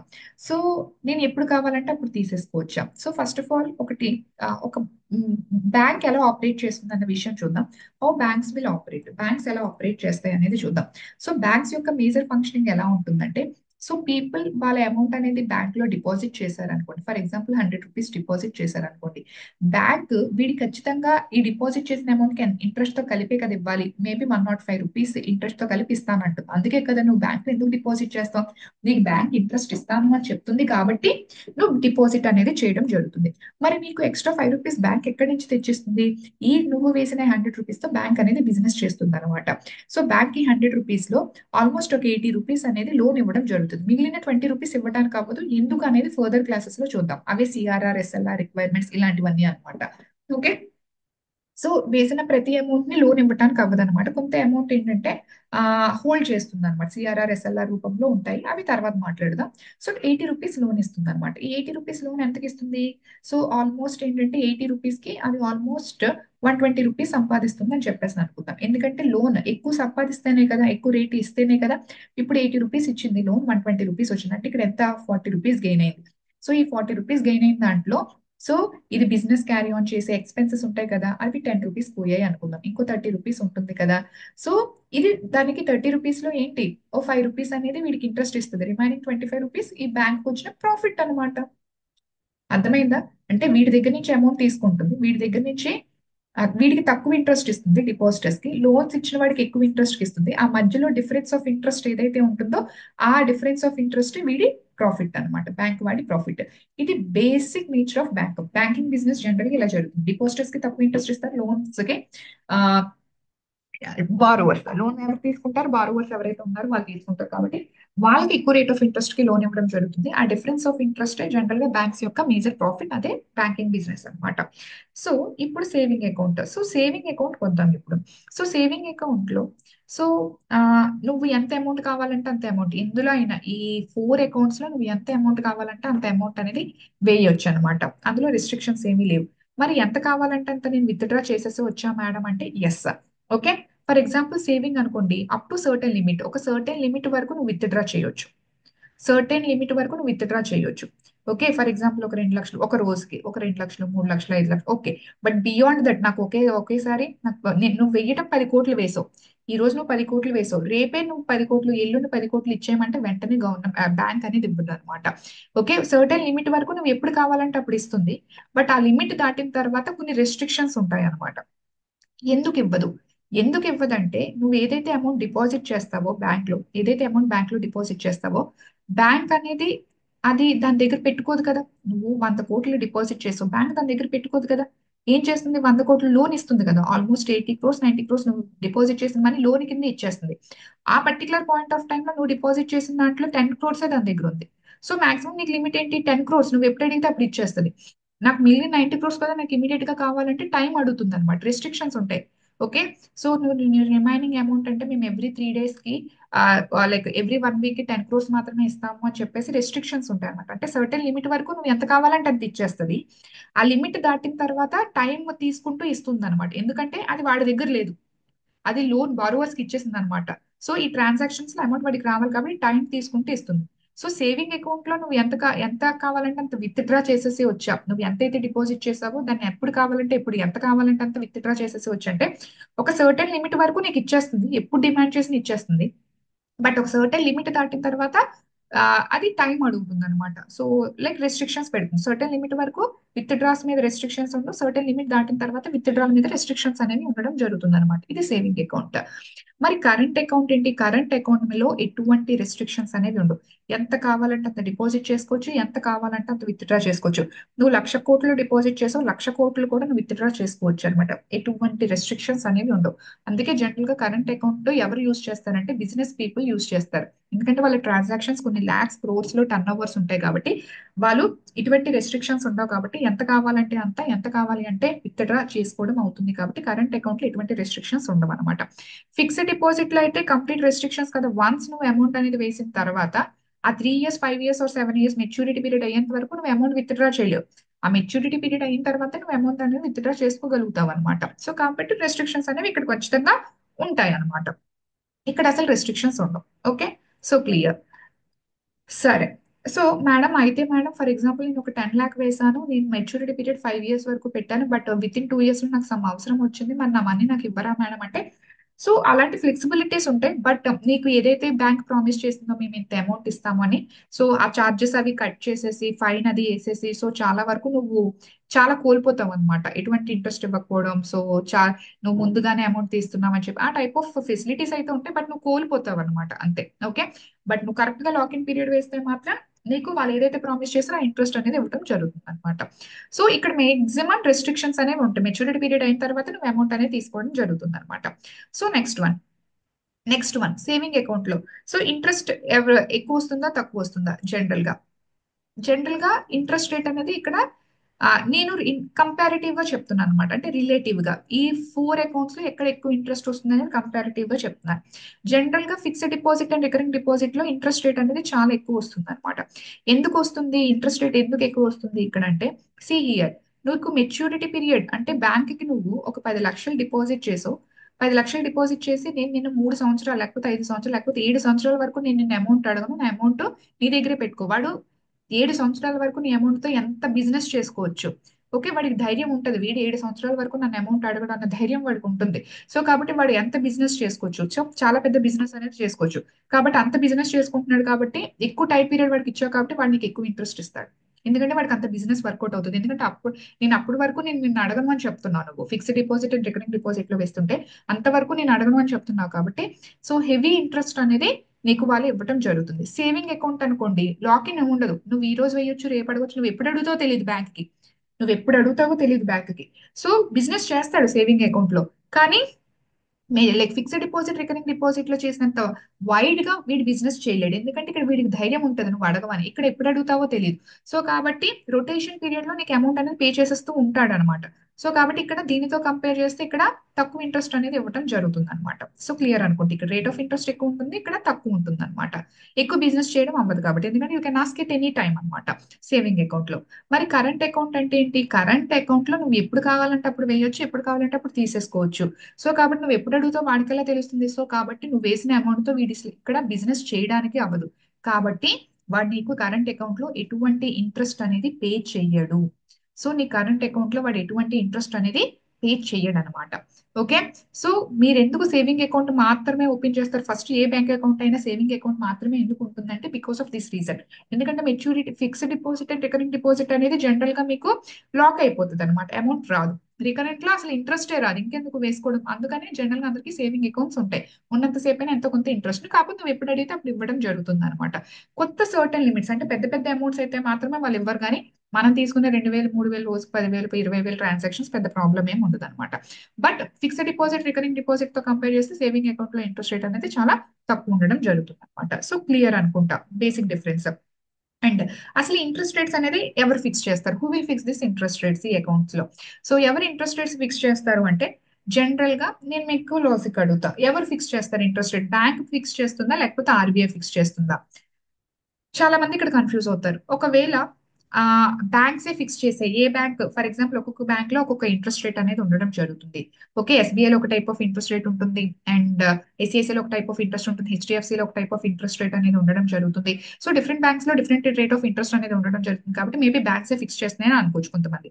బట్ మీరు న్యూస్ లో వింటే ఆర్బీఐ ఏంటి, ఆర్బీఐ ఇంట్రెస్ట్ రేట్స్ పెంచింది అంటారు, ఆర్బీఐ ఇంట్రెస్ట్ రేట్స్ తగ్గించింది అంటారు. అంటే బ్యాంక్స్ లో ఉన్న ఇంట్రెస్ట్ రేట్స్ ని ఆర్బీఐ ఏమైనా రిఫ్లెక్ట్ చేస్తుందా, ఆర్బీఐ ఏమైనా ఇన్ఫ్లుయెన్స్ చేస్తుందా, అంటే ఆర్బీఐ ఇంట్రెస్ట్ రేట్స్ ఫిక్స్ చేస్తుందా అన్న కన్ఫ్యూజన్ చాలా మందికి ఉంటుంది అనమాట.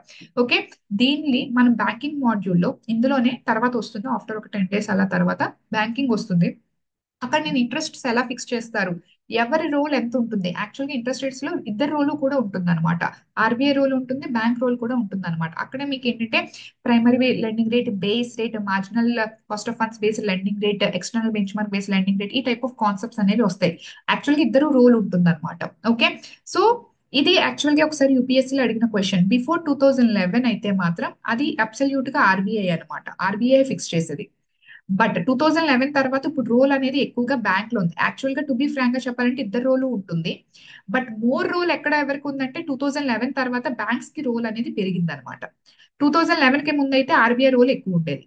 ఇది నేను ఆ టాపిక్ చెప్పినప్పుడు మీకు క్లియర్ గా అర్థమవుతుంది. ఓకే, సో రైట్ నో మన దగ్గర ఉన్న కాన్సెప్ట్ సరిపోవు కాబట్టి నేను ఈ టాపిక్ ని నేను మళ్ళీ బ్యాంకింగ్ లో ఇంట్రెస్ట్ రేట్స్ అనేది ఒక పర్టికులర్ కాన్సెప్ట్ ఉంటుంది, ఎవరు ఫిక్స్ చేస్తారు, ఎలా ఫిక్స్ చేస్తారు అని చెప్పేసి there I will explain it efficiently. Okay, so interest rates ఎవరు ఫిక్స్ చేస్తారంటే రైట్ నో అయితే బ్యాంక్స్ దెమ్సెల్స్ ఫిక్స్, ఎందుకంటే ఇద్దరు ఫిక్స్ చేసినప్పటికీ బ్యాంక్స్ రోల్ ఎక్కువగా ఉండడం జరుగుతుంది. కానీ ఆర్బీఐ కొంత ఇన్ఫ్లుయెన్స్ చేస్తుంది త్రూ ఇట్స్, ఎలాగ ఇన్ఫ్లుయెన్స్ చేస్తుంది, మానిటరీ పాలసీ ద్వారా ఇన్ఫ్లుయెన్స్ చేస్తుంది. అందుకే కదా మానిటరీ పాలసీ మనం ఆర్బీఐ ఎందుకు నేర్చుకుంటున్నాం, ఇవన్నీ మనకు అర్థం కావాలి అంటే మానిటరీ పాలసీలో ఏ ఇంపాక్ట్ ఉంటుందని మనకు తెలియాలంటే ఇవన్నీ మనకు అర్థం కావాలన్నమాట. సో మానిటరీ పాలసీ ద్వారా ఇంట్రెస్ట్ రేట్స్ మెకానిజమ్స్ అనేది ఆర్బీఐ ఇన్ఫ్లుయెన్స్ చేస్తుంది అనమాట. బట్ మేజర్ రోల్ అనేది బ్యాంక్స్ కూడా ఉంటుంది. ఈ రెండిట్లో ఎవరి రోల్ ఎంత ఉంటుంది అనేది ఫర్దర్ గా మనం చూద్దాం అనమాట. Okay, and next you have to understand the basic concept of liability అనమాట. So what is meant by liability? So for example నేను బ్యాంక్ లో అమౌంట్ డిపాజిట్ చేశాను అనుకోండి, నేను అమౌంట్ బ్యాంక్ లో డిపాజిట్ చేశాను అనుకోండి, నేను 100 రూపీస్ డిపాజిట్ చేశాను అనుకోండి, నాకు బ్యాంక్ ఎంతో కొంత ఇంట్రెస్ట్ వేసిస్తుంది కదా, లేవి 105 రూపీస్ వేయొచ్చు, 110 రూపీస్ వేయొచ్చు, ఏదో ఒకటి ఇంట్రెస్ట్ రేట్ ఇస్తుంది కదా, అంటే నా మనీ అనేది గ్రో అవుతుంది కదా. సో కాబట్టి ఇది నాకు ఎసెట్ అవుతుంది. అంటే నేను బ్యాంక్ లో డిపాజిట్ చేశాను అనుకోండి, ఖచ్చితంగా నా మనీ గ్రో అవుతుంది, కాబట్టి ఇది నాకు ఎసెట్ అవుతుంది అనమాట. సో బ్యాంక్ కి ఏమవుతుంది, ఈ డిపాజిట్ అనేది 100 రూపాయలు వచ్చింది, వాడు తిరిగి ఎంత ఇవ్వాలి, 105 రూపీస్ ఇవ్వాలి, అంటే ఎక్కువ మనీ వేసి ఇంట్రెస్ట్ తో కలిపి ఇవ్వాలి. కాబట్టి వీడికి ఏంటి, వీడి మీద భారం అనేది ఉంది కదా, తిరిగి పే చేయాలి అన్న భారం, ఒక రకంగా అప్పిస్తున్నట్టే కదా, భారం ఉంది కదా. కాబట్టి ప్రతి డిపాజిట్ బ్యాంక్ కి లైబిలిటీ అవుతుంది, ప్రతి డిపాజిట్ బ్యాంక్ కి లైబిలిటీ అవ్వడం జరుగుతుంది అనమాట. ఇక్కడ వరకు క్లియర్. మనం వేసే డిపాజిట్ మనకి ఎసెట్, ఎందుకంటే మనకి ఇంట్రెస్ట్ వస్తుంది కాబట్టి. మనం వేసే డిపాజిట్ బ్యాంక్ కి లైబిలిటీ. ఎందుకు లైబిలిటీ బ్యాంక్ కి? ఎందుకంటే బ్యాంక్ అనేది ఇంట్రెస్ట్ అనేది మనకి పే చేయాలి కాబట్టి. ఓకే, డిపాజిట్స్ వరకు. ఇప్పుడు లోన్ చూద్దాం. సో బ్యాంక్ అనేది లోన్ ఇచ్చింది అనుకుందాం. సో ఫర్ ఎగ్జాంపుల్ 100 రూపాయలు లోన్ అనేది ఇచ్చింది అనుకుందాం బి అనే పర్సన్. బి అనే పర్సన్ ఏంటి, ఈ 100 రూపాయలకి 120 రూపాయలు పే చేస్తాడు, అంటే విత్ ఇంట్రెస్ట్ కలిపిస్తాడు. సో బ్యాంక్ కి లోన్ అనేది ఏంటి, ఎసెట్. బ్యాంక్ కి లోన్ అనేది ఏంటి, ఎసెట్, ఎందుకంటే వాడు లోన్ ఇస్తాడు, ఎక్కువ ఇంట్రెస్ట్ బ్యాంక్ వస్తుంది కాబట్టి బ్యాంక్ కి లోన్ అనేది ఎసెట్. అండ్ కస్టమర్ కి లోన్ అనేది ఏంటి, లైబిలిటీ. ఎందుకు, వాడి ఇంట్రెస్ట్ తో కలిపి ఇవ్వాలి కదా, వాడి మీద ఆ భారం ఉంటుంది కదా. సో కస్టమర్ కి లోన్ అనేది లైబిలిటీ అనమాట. ఓకే, సో ఏది ఎవరికి ఎసెట్, ఏది ఎవరికి లైబిలిటీ అనేది కన్ఫ్యూజ్ అవ్వకూడదు. From where you are talking, అంటే ఎవరి పర్స్పెక్టివ్ లో నువ్వు మాట్లాడుతున్నావు, కస్టమర్ పర్స్పెక్టివ్ లో మాట్లాడుతున్నావా లేకపోతే బ్యాంక్ పర్స్పెక్టివ్ లో మాట్లాడుతున్నావా అనేది చూసుకోవాలన్నమాట. కస్టమర్ కి డిపాజిట్ ఎసెట్ అవుతుంది, బ్యాంక్ కి లోన్ అనేది ఎసెట్ అవుతుంది. ఓకే, క్లియర్ అనుకుంటా. సో ఈ లైబిలిటీ కాన్సెప్ట్ ఎందుకు చెప్పాను అంటే మనకి లైబిలిటీస్ అనేవి టూ టైప్స్ ఉంటాయి అన్నమాట. సో ఈ లైబిలిటీస్ అనేవి మనకి టూ టైప్స్ ఉంటాయి అన్నమాట. ఏంటి అవి అంటే demand liability and time liability. Demand liability and time liability ఉంటుందన్నమాట. సో డిమాండ్ లైబిలిటీ అంటే on the demand of the customer. Customer ఎప్పుడు అడిగితే అప్పుడు బ్యాంక్ ఇచ్చేసేయాలన్నమాట. ఇవ్వాలి కదా, ఎందుకంటే వాడు డిపాజిట్ చేశారని నువ్వు తిరిగి ఇవ్వాలి అని. కస్టమర్ ఎప్పుడు అడిగితే అప్పుడు నువ్వు ఇచ్చేసావు అనుకోండి, బ్యాంక్ ఇచ్చేసింది అనుకోండి, అది డిమాండ్ లైబిలిటీ. టైం అంటే కస్టమర్ ఎప్పుడు అడిగితే అప్పుడు ఇవ్వదు, ఆ టైం అయిన తర్వాతే ఇస్తుంది అనమాట బ్యాంక్, అది టైం లైబిలిటీ. ఇప్పుడు సి హియర్, మనకి సేవింగ్ అకౌంట్ ఉంది, కరెంట్ అకౌంట్ ఉంది, ఫిక్స్డ్ డిపాజిట్ ఉంది, రికరెంట్ డిపాజిట్ ఉంది. See here, recurrent deposit, time deposit ఏంటి, మెచ్యూరిటీ పీరియడ్ ఉంటుంది కదా, లాక్ ఇన్ అయిన తర్వాతే బ్యాంక్ ఇస్తుంది కదా, అంటే ఆ పర్టికులర్ టైం అయితేనే బ్యాంక్ నీకు రిటర్న్ ఇస్తుంది. So fixed deposit and recurring deposit అనేది బ్యాంక్ కి లైబిలిటీయే కదా. ఆ డిపాజిట్ ఈజ్ ఎ లైబిలిటీ కదా బ్యాంక్ కి. మనం వేసే అమౌంట్ అనేది ఇంట్రెస్ట్ తో కలిపి బ్యాంక్ పే చేయాలి కాబట్టి deposit is a liability for bank. అది ఏ liability, fixed deposit and recurring deposit time liability అవుతుంది అనమాట. అది టైం లైబిలిటీ అవుతుంది. ఓకే, ఆ టైం అయిన తర్వాత మాత్రమే బ్యాంక్ అనేది రీపే చేయడం జరుగుతుంది అనమాట. కరెంట్ అకౌంట్ ఏంటి, కస్టమర్ ఎప్పుడు డిమాండ్ చేస్తే అప్పుడు ఇచ్చేయాలి అమౌంట్, కాబట్టి కరెంట్ అకౌంట్ అనేది డిమాండ్ లైబిలిటీ. ఎప్పుడు డిమాండ్ చేస్తే అప్పుడు ఇచ్చేసేయాలి. క్లియర్. నెక్స్ట్, సేవింగ్ అకౌంట్ ఏంటి, సేవింగ్ అకౌంట్ లో కొంత amount up to certain limit వరకు ఎప్పుడు అడిగితే అప్పుడు ఇచ్చేస్తుంది. అప్ టు సర్టెన్ లిమిట్ వరకు ఎప్పుడు అడిగితే అప్పుడు బ్యాంక్ ఇచ్చేస్తుంది, కాబట్టి partial saving account demand liability. అంటే కొంత లిమిట్ వరకు ఎప్పుడు అడిగితే అప్పుడు ఇచ్చేస్తుంది, బట్ మిగిలిన పార్షియల్ సేవింగ్ అకౌంట్ కొంత టైం తీసుకొని ఇవ్వడం జరుగుతుంది. సో సేవింగ్ అకౌంట్ అనేది partial saving account demand liability అవుతుంది, partial saving account time liability అవుతుంది అనమాట. సో ఈ ఫోర్ అకౌంట్స్ చెప్పడానికి మేజర్ ఈ పాయింట్ ఎక్స్ప్లెయిన్ చేయడానికి అనమాట. ఓకే, సో క్లియర్ అనుకుంటా everything, because liability concept, deposits concept చాలా చాలా ఇంపార్టెంట్ అనమాట. Okay, should I have to repeat it once again or clear? Waiting for your reply. Yes, clear. Okay.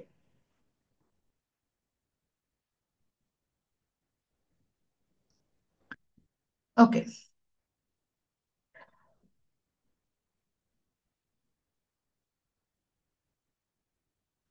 Vijay Prakash, నేను మిమ్మల్ని ఎక్కడో చూసానండి, మీరు ఏదైనా బ్యాచ్ లో ఉన్నారా నా క్లాస్ లో? మీ పేరు మీది నేను, నాకు ఐడియా ఉన్నట్టు అనిపిస్తుంది. Please madam good repeat. Morning madam. Yeah, good morning. మీరు నా ఏదైనా ప్రీవియస్ బ్యాచ్ లో ఉన్నారా నా క్లాస్ లో? గ్రూప్ 2 బ్యాచ్ 2 లో పోయినసారి జరిగిన గ్రూప్ 2 బ్యాచ్ 2కి నేను వచ్చాను మేడం మన క్లాసెస్ కు. Okay okay. అప్పుడు కాలేకపోయాను. మళ్ళీ ఇప్పుడు మన బ్యాచ్ 1 గ్రూప్ 1 స్టార్ట్ అవుతున్నందుకు మళ్ళీ ఇక్కడ జాయిన్ అవ్వాలి. ఓకే, మొన్న ఆల్రెడీ జాయిన్ అయ్యారా గ్రూప్ టూ లోని? మనం గ్రూప్ 2లో బ్యాచ్ 2లో జాయిన్ అయ్యి ఉన్నాను మేడం గతంలో. ఓకే, ప్రిలిమ్స్ క్వాలిఫై కాలేదు. మీ నీకు నేనే చెప్పానా ఎకానమీ అప్పుడు?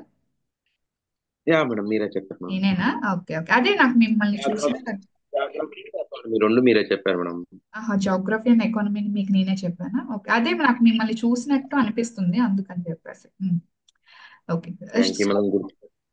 ఆహా, ఫేస్ నాకు మీ ఫోటో నాకు కొన్ని నేమ్స్ సిమిలర్ గా అనిపిస్తున్నాయి అనమాట, అందుకని చెప్పేసి చూసాను. ఓకే. ఎస్. మళ్ళీ ఒకసారి లైబిలిటీ కాన్సెప్ట్ ఎక్స్ప్లెయిన్ చేయాలా? Yes madam, yes madam. Okay, సరే. See here, liability. So liability, so bank కి డిపాజిట్ అనేది లైబిలిటీయే కదా, బ్యాంక్ కి డిపాజిట్ లైబిలిటీ. ఓకే, ఏ డిపాజిట్ అయినా, అది సేవింగ్ అయినా, కరెంట్ అయినా, లేకపోతే డిమాండ్ లైక్ ఫిక్స్డ్ డిపాజిట్ అయినా, రికరింగ్ డిపాజిట్ అయినా, ఏదైనా సరే బ్యాంక్ కి లైబిలిటీ. ఎందుకు, ఆ అమౌంట్ కి ఇంట్రెస్ట్ వేసి బ్యాంక్ ఇవ్వాలి కదా కస్టమర్ కి. ఇది బ్యాంక్ 100 రూపీస్ డిపాజిట్ చేశారు. ఓకే, వీడు ఎంత ఇవ్వాలి, 105 రూపీస్ ఇవ్వాలి కస్టమర్ కి, అది ఎందులో వేసినా. సో ఆటోమేటిక్ గా ఏంటి, లైబిలిటీ అవుతుంది కదా ఎప్పుడు అడిగితే అప్పుడు. సో ఇంట్రెస్ట్ వేస్ అనేది ఇవ్వాలి కదా, సో అది ఖచ్చితంగా లైబిలిటీ అవుతుంది బ్యాంక్ అనేది. ఓకే, సో ఈ బ్యాంక్ కి ఈ లైబిలిటీని మనం రెండు విధాలుగా మాట్లాడుతాం అనమాట. Demand liability and time liability అంటాం. Demand liability and time liability అంటాం. డిమాండ్ అంటే కస్టమర్ ఎప్పుడు డిమాండ్ చేస్తే అప్పుడు ఇచ్చేయాలి బ్యాంక్, అది demand liability. For example current account, customer ఎప్పుడు డిమాండ్ చేస్తే అప్పుడు ఆ అమౌంట్ వేస్తుంది. అది ఎప్పుడు కస్టమర్ అడిగితే అప్పుడు ఇచ్చేస్తుంది, కాబట్టి డిమాండ్ లైబిలిటీ అవుతుంది. ఓకే, ఆ అమౌంట్ తిరిగి ఇవ్వాలి, వడ్డీ ఇచ్చినా ఇవ్వకపోతే, వడ్డీ ఇవ్వదు అనుకోండి, ఇక్కడ వడ్డీ ఏమి ఉండదు, బట్ తిరిగి ఇవ్వాలి అన్న భారం దాని మీద ఉంది కాబట్టి అది లైబిలిటీ కింద కన్సిడర్ చేస్తాం అనమాట ఇక్కడ. సో ఎప్పుడు అడిగితే అప్పుడు ఇచ్చేసేయాలి కాబట్టి కరెంట్ అకౌంట్ అనేది demand, on the demand of the customer bank repay చేయాలి కాబట్టి current account demand liability. Time liability ఏంటి? Fixed deposit and recurring deposit. Fixed deposit, recurring deposit అనేది టైం లైబిలిటీ అన్నమాట. అంటే ఆ మెచ్యూరిటీ పీరియడ్ అయిన తర్వాత మాత్రమే అమౌంట్ అనేది రీపే చేస్తాం. ఓకే, సో బ్యాంక్ నువ్వు వెళ్ళి ఈ రోజు నువ్వు ఫిక్స్డ్ డిపాజిట్ వేసి నాకు రేపు ఇవ్వంటే బ్యాంక్ ఇవ్వదు కదా. నువ్వు 3 years లాకిన్ పీరియడ్ పెట్టు, 3 years తర్వాత ఇస్తానంటుంది. అంటే ఆ పర్టికులర్ టైం పీరియడ్ అయిన తర్వాత మాత్రమే ఆ అమౌంట్ అనేది బ్యాంక్ కస్టమర్ కి ఇవ్వడం జరుగుతుంది, కాబట్టి అది టైం స్పెసిఫిక్ అన్నమాట. ఓకే, కస్టమర్ డిమాండ్ చేసినప్పుడు ఇవ్వదు, టైం అయినప్పుడు మాత్రమే ఇస్తుంది అనమాట, అది time liability. So time liability ఏంటి? ఫిక్స్డ్ డిపాజిట్, రికరింగ్ డిపాజిట్ అనేది టైం లైబిలిటీ అన్నమాట. డిమాండ్ లైబిలిటీ ఏంటి? On the demand of the customer ఎప్పుడు అడిగితే అప్పుడు ఇచ్చేస్తుంది, కరెంట్ అకౌంట్ కూడా demand liability. And saving account ఏదైతే ఉందో, సేవింగ్ అకౌంట్ నేను ఏం చెప్పాను, ఒక సర్టెన్ లిమిట్ వరకు ఎప్పుడు అడిగితే అప్పుడు ఇచ్చేస్తుంది, ఆ లిమిట్ దాటిన తర్వాత టైం అడుగుతూ ఉంటుందని చెప్పాను బ్యాంక్. కాబట్టి సేవింగ్ అకౌంట్ లో కొంత, అంటే partial saving account demand liability, కొంత లిమిట్ వరకు ఎప్పుడు అడిగితే అప్పుడు ఇచ్చేస్తుంది, on the demand of the customer ఇచ్చేస్తుంది కాబట్టి డిమాండ్ లైబిలిటీ. అండ్ మిగిలిన సగం ఏంటి? టైం తీసుకుంటూ ఇస్తుంది కదా రెస్ట్రిక్షన్స్ పెట్టి, కాబట్టి అది remaining partial saving account time liability అని చెప్తున్నాను అనమాట. ఇది ఇంపార్టెంట్, లైబిలిటీ కాన్సెప్ట్స్ అర్థం చేసుకోవడం ఇంపార్టెంట్ అని చెప్తున్నాను. అంటే 4 accounts లో ఏవి డిమాండ్ లైబిలిటీ, ఏది టైం లైబిలిటీ అనేది ఎక్స్ప్లెయిన్ చేశాను అనమాట. Still any doubts? నాకు డౌట్ ఉంటే మీరు మెసేజ్ పెట్టండి, నేను రిపీట్ చేస్తాను. మీరు ఏమీ కాకుండా ఆ డౌట్ మీ దగ్గరే పెట్టుకుంటే మీకు అర్థమయ్యింది ఏమో అని నేను ఎస్యూమ్ చేసి నేను చెప్పుకుంటూ వెళ్ళిపోతాను అనమాట. Okay, yes, no doubts. Okay, and moreover ఏంటంటే క్లాసెస్ కొంచెం ఫాస్ట్ గానే వెళ్తాయి, మరీ స్లోగా చెప్పను, ఎందుకు అంటే టైం తక్కువగా ఉంది కాబట్టి. ఓకే, సో మీరు క్లాస్ వినండి, ఒకవేళ డౌట్ ఉంటే అడగండి, మళ్ళీ రిపీట్ చేస్తాను. ఒకవేళ మీకు రికార్డింగ్స్ విన్న వాళ్ళైనా సరే, ఒకవేళ అర్థం కాకపోతే మేడం పర్టికులర్ టాపిక్ రిపీట్ చేయండి అని చెప్తే మళ్ళీ రిపీట్ చేస్తాను. రిపీట్ అయితే ఎన్నిసార్లు అయినా చేస్తాను, నాట్ అన్ ఇష్యూ. క్లాస్ అయితే కొంచెం ఫాస్ట్ గా వెళ్తుంది, ఎందుకంటే I have to complete the syllabus with in the specific time period కూడా, ఎందుకంటే నా తర్వాత చాలా సబ్జెక్ట్స్ కూడా మీకు అవ్వాలి కాబట్టి, ఆ అన్ని బర్డెన్ అవుతాయి కాబట్టి. నేనే ఫస్ట్ టాపిక్ ఎకానమీ స్టార్ట్ అయింది కాబట్టి I have to complete as early as possible. So syllabus కొంచెం ఫాస్ట్ గానే వెళ్తుంది, ఎందుకంటే మీకు తెలుసు ఎకానమీ సిలబస్ బల్క్ గా ఉంటుంది. అండ్ ఏ టాపిక్ కూడా వదలకుండా మనం డిస్కస్ చేసుకుంటాం కాబట్టి, మనం ఎటువంటి ఛాన్స్ ఇవ్వం కాబట్టి ఎగ్జామినర్ కే, ఎవ్రీ టాపిక్ సిలబస్ లో ఉన్నది లేనిది కూడా మనం ఎక్స్ప్లెయిన్ చేస్తాం, సో దట్ కంటెంట్ అనేది కొంచెం ఎలాబరేటెడ్ గా అర్థం చేసుకోవడానికి ఇట్ టేక్స్ టైం. సో కాబట్టి నాకు టైం పడుతుంది కాబట్టి ఒక 2 months 3 months ఈజీగా పడుతుంది, ఇంత ఫాస్ట్ లో చెప్పినా సరే. సో ఒకవేళ మేడం మాకు కొంచెం ఫాస్ట్ గా ఉంటుంది అంటే నేను స్లో కూడా చేస్తాను, బట్ మీరు రివిజన్ చేస్తూ కూడా ఉండి క్లాస్కి అటెండ్ అయితే బెటర్ గా ఉంటుంది. సో చాలా మంది వర్కింగ్ ప్రొఫెషనల్స్ ఉన్నారు, రికార్డెడ్ విని మెసేజ్ చేస్తున్నారు. సో నేనేంటి వాళ్ళకి లైక్ ఫస్ట్ ఇనిషియల్ గా అదే చెప్పాను, నేను ఏం చెప్పానంటే మీరు రికార్డెడ్ వినండి, నాట్ ఎన్ ఇష్యూ, బట్ నా స్లాట్ అనేది 6 to 8 కాబట్టి, సో మీకు డౌట్ ఉంటే టెలిగ్రామ్ లో వాయిస్ ఓవర్ కాకుండా ఒకసారి క్లాస్కి వచ్చి ఆ పర్టికులర్ డౌట్ ని మీరు ఆ, అడిగి అట్లీస్ట్ ఆ తర్వాత మీరు రికార్డింగ్ చూసుకోండి అనమాట, అట్లీస్ట్ అది డౌట్ వరకు అయినా మాత్రం, బికాజ్ నేను టెలిగ్రామ్ లో టైప్ చేయడానికి నాకు టైం పడుతుంది కాబట్టి. Okay, yes, next. So demand deposits. So demand deposit is nothing but the liability for bank, and deposit is nothing but the asset for customer. Yes. DD, general గా DD అంటే ఏమనుకుంటాం? Demand deposits అనుకుంటాం, sorry demand draft అంటాం, అది చెప్తాను. But ఇప్పుడు ఇక్కడ చెప్పిన డీడీ డిమాండ్ డ్రాఫ్ట్ కాదనమాట. చెక్ అంటే ఏంటి, డిమాండ్ డ్రాఫ్ట్ ఏంటి అనేది మీన్స్ ఆఫ్ పేమెంట్ లో ఫర్దర్ గా ఎక్స్ప్లెయిన్ చేస్తాను. సో డీడీ అంటే ఇక్కడ డిమాండ్ డిపాజిట్స్, డిమాండ్ డ్రాఫ్ట్ కాదు, డిమాండ్ డిపాజిట్స్ అని అర్థం అనమాట. సో డిమాండ్ డిపాజిట్స్ అంటే ఏంటి? Demand. Okay, deposits are nothing but the demand deposits are nothing but the demand liabilities. Every deposit is a liability for bank. Yes, ఈ demand liabilities ఏంటి? Demand on the demand of the customer ఏంటి? Current account and partial saving account. Clear?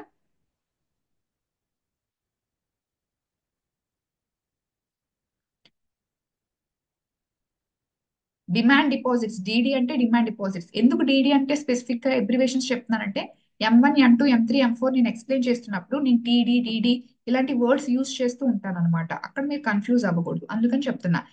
DD అంటే demand deposits. Demand deposit is nothing but the liability for bank. So can I say demand deposits ని నేను demand liabilities అని నేను పిలవచ్చా? Yes. So demand liability ఏంటి? ఇప్పుడే కదా explain చేసాం, on the demand of the customer current account and partial saving account. DD అంటే current account and partial account ని మనం డిమాండ్ డిపాజిట్స్ అని పిలుస్తాం అనమాట. ఓకే. Next TD. టీడీ అంటే ఏంటంటే టైం డిపాజిట్స్. సో టీడీ అంటే ఏంటంటే టైం డిపాజిట్స్. టైం డిపాజిట్స్ అంటే time deposit is nothing but the liability for bank. So time liability. నేను అన్ని కూడా బ్యాంక్ పర్స్పెక్టివ్ లోనే మాట్లాడుతున్నాను, ఎందుకంటే ఇక్కడ మనం బ్యాంకింగ్ సెక్టర్ గురించి మాట్లాడుతున్నాం కాబట్టి. సో ఇక్కడ నుంచి నేను అన్ని కూడా బ్యాంక్ పర్స్పెక్టివ్ నుంచే నేను మాట్లాడతాను, కస్టమర్ పర్స్పెక్టివ్ నేను మాట్లాడను, ఎందుకంటే ఒక పర్టికులర్ కస్టమర్ గురించి మనం మాట్లాడట్లేదు, ఒక బ్యాంక్ యొక్క ఫంక్షనింగ్ గురించి మనం మాట్లాడుతున్నాం కాబట్టి నేను బ్యాంక్ పర్స్పెక్టివ్ నుంచి మనం మాట్లాడుతున్నాం. సో టైం డిపాజిట్స్ అంటే deposit is the liability for bank కాబట్టి time deposits are nothing but time liability for bank. Time liability ఏంటి? Partial saving account and fixed deposit and recurring deposit. Yes. So DDTT గుర్తు పెట్టుకోవాలి మీరు, ఎందుకంటే further లో ఈ two words use చేస్తాను నేను, ఫర్దర్ క్లాసెస్ లో ఈ టూ వర్డ్స్ యూజ్ చేస్తాను మనీ సప్లైలో. సో డిడిటిడి అర్థమైందా? Clear? TD demand deposits and time deposits. And ఇప్పుడు వరకు చెప్పిన కాన్సెప్ట్ అర్థమైంది కదా? సో ఏమైనా డౌట్స్ ఉంటే ఓకే, నో డౌట్స్. ఎస్. సరే. నెక్స్ట్. సో ఇక్కడ వరకు క్లియర్. సో ఇక్కడ వరకు క్లియర్. రేపు క్లాస్కి వచ్చే ముందు మాత్రం ఒకసారి టీడీ డిడి కాన్సెప్ట్స్ మాత్రం చూసుకొని రండమ్మా, ఎందుకంటే అది రివిజన్ చేసుకుంటా వస్తే రేపు క్లాస్ లో, ఈవెన్ తో రేపు సండే అయినప్పటికీ you will be having class. So maximum 6 to 8 slot ఉంటుంది అనమాట. ఒకవేళ స్లాట్ ఏమైనా సండే కదా చేంజ్ చేద్దాము అంటే మాత్రం మేడం ప్రీవియస్ టాపిక్ మళ్ళీ చెప్పండి. అంటే ఏంటి? Demand deposits and time deposits. Demand DD TD. DD అంటే demand deposits. Demand deposits. Demand అంటే ఏంటి? On the demand of the customer. Deposit అంటే ఏంటి? It is nothing but the every deposit is liability for bank. Charan, every deposit is liability for bank. Bank కి అది లైబిలిటీయే కదా, తిరిగి పే చేయాలి కదా. సో డిమాండ్ డిపాజిట్ అంటే డిమాండ్ లైబిలిటీయే కదా. ఏదైతే డిమాండ్ డిపాజిట్ ఉందో అది డిమాండ్ లైబిలిటీయే కదా బ్యాంక్ కి. Demand deposit customer demand deposit చేస్తున్నాడు అంటే on the demand of the customer నువ్వు పే చేయాలి, అంటే డిమాండ్ లైబిలిటీ ఫర్ బ్యాంకే కదా. ఏంటి అవి? డిడి డిపాజిట్స్ అంటే ఏంటి? Demand current account, partial saving account. ఇది క్లియరా చరణ్? డిడి క్లియరా? Yes. Okay. So next TD. So TD అంటే ఏంటి? Time deposits. Time deposits. Time deposit. Deposit అంటే it's a liability for bank. It's a liability for bank. So time deposits అంటే can I say time liability? Time deposit is nothing but the time liability for bank on the, అంటే demand of the customer ఇవ్వరు, time అయిన తర్వాత ఇస్తారు. ఏంటవి? Fixed deposit, recurring deposit and more over partial saving account కూడా కదా. అంటే ఏది డీడీలోకి వస్తాయి, ఏది టీడీలోకి వస్తాయి, ఏ అకౌంట్స్ డిడి, ఏ అకౌంట్స్ టీడీ అనేది నేను మీకు ఎక్స్ప్లెయిన్ చేయడానికి ట్రై చేస్తున్నాను. డిపాజిట్ అనేది liability for bank. So demand deposits అంటే డిమాండ్ లైబిలిటీస్ అన్నమాట. సో ఏంటవి? Current account, partial saving account. Time deposit అంటే టైం లైబిలిటీస్ అవి బ్యాంక్ కి. ఏంటవి? Fixed deposit, recurring deposit and partial saving account. Clear Charan?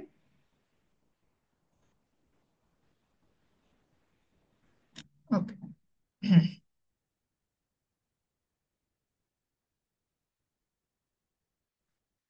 Yes. So ఇక్కడికి different types of accounts మనకు అర్థమయ్యాయి. అంటే మనీ సప్లైకి ఒక బేస్ వచ్చింది, నెక్స్ట్ బేస్ కి పోస్ట్ ఆఫీసెస్ గురించి మనకు తెలియాలి. So what is the difference between, అంటే పోస్ట్ ఆఫీసెస్ లో కూడా బ్యాంకింగ్ సర్వీసెస్ అనేది ప్రొవైడ్ చేస్తారు అండ్ మోర్ ఓవర్ బ్యాంక్స్ లో కూడా బ్యాంకింగ్ సర్వీసెస్ అనేవి ప్రొవైడ్ చేస్తారు. And what is the basic difference అన్నది మనకి అర్థం కావాలన్నమాట. సో పోస్ట్ ఆఫీసెస్, అసలు పోస్ట్ ఆఫీసెస్ లోని బ్యాంకింగ్ సర్వీసెస్ అనేది ఎందుకు ప్రొవైడ్ చేస్తున్నారు అన్న స్టోరీ అనేది ఒకసారి మనం గ్లిమ్స్ గా చూద్దాం.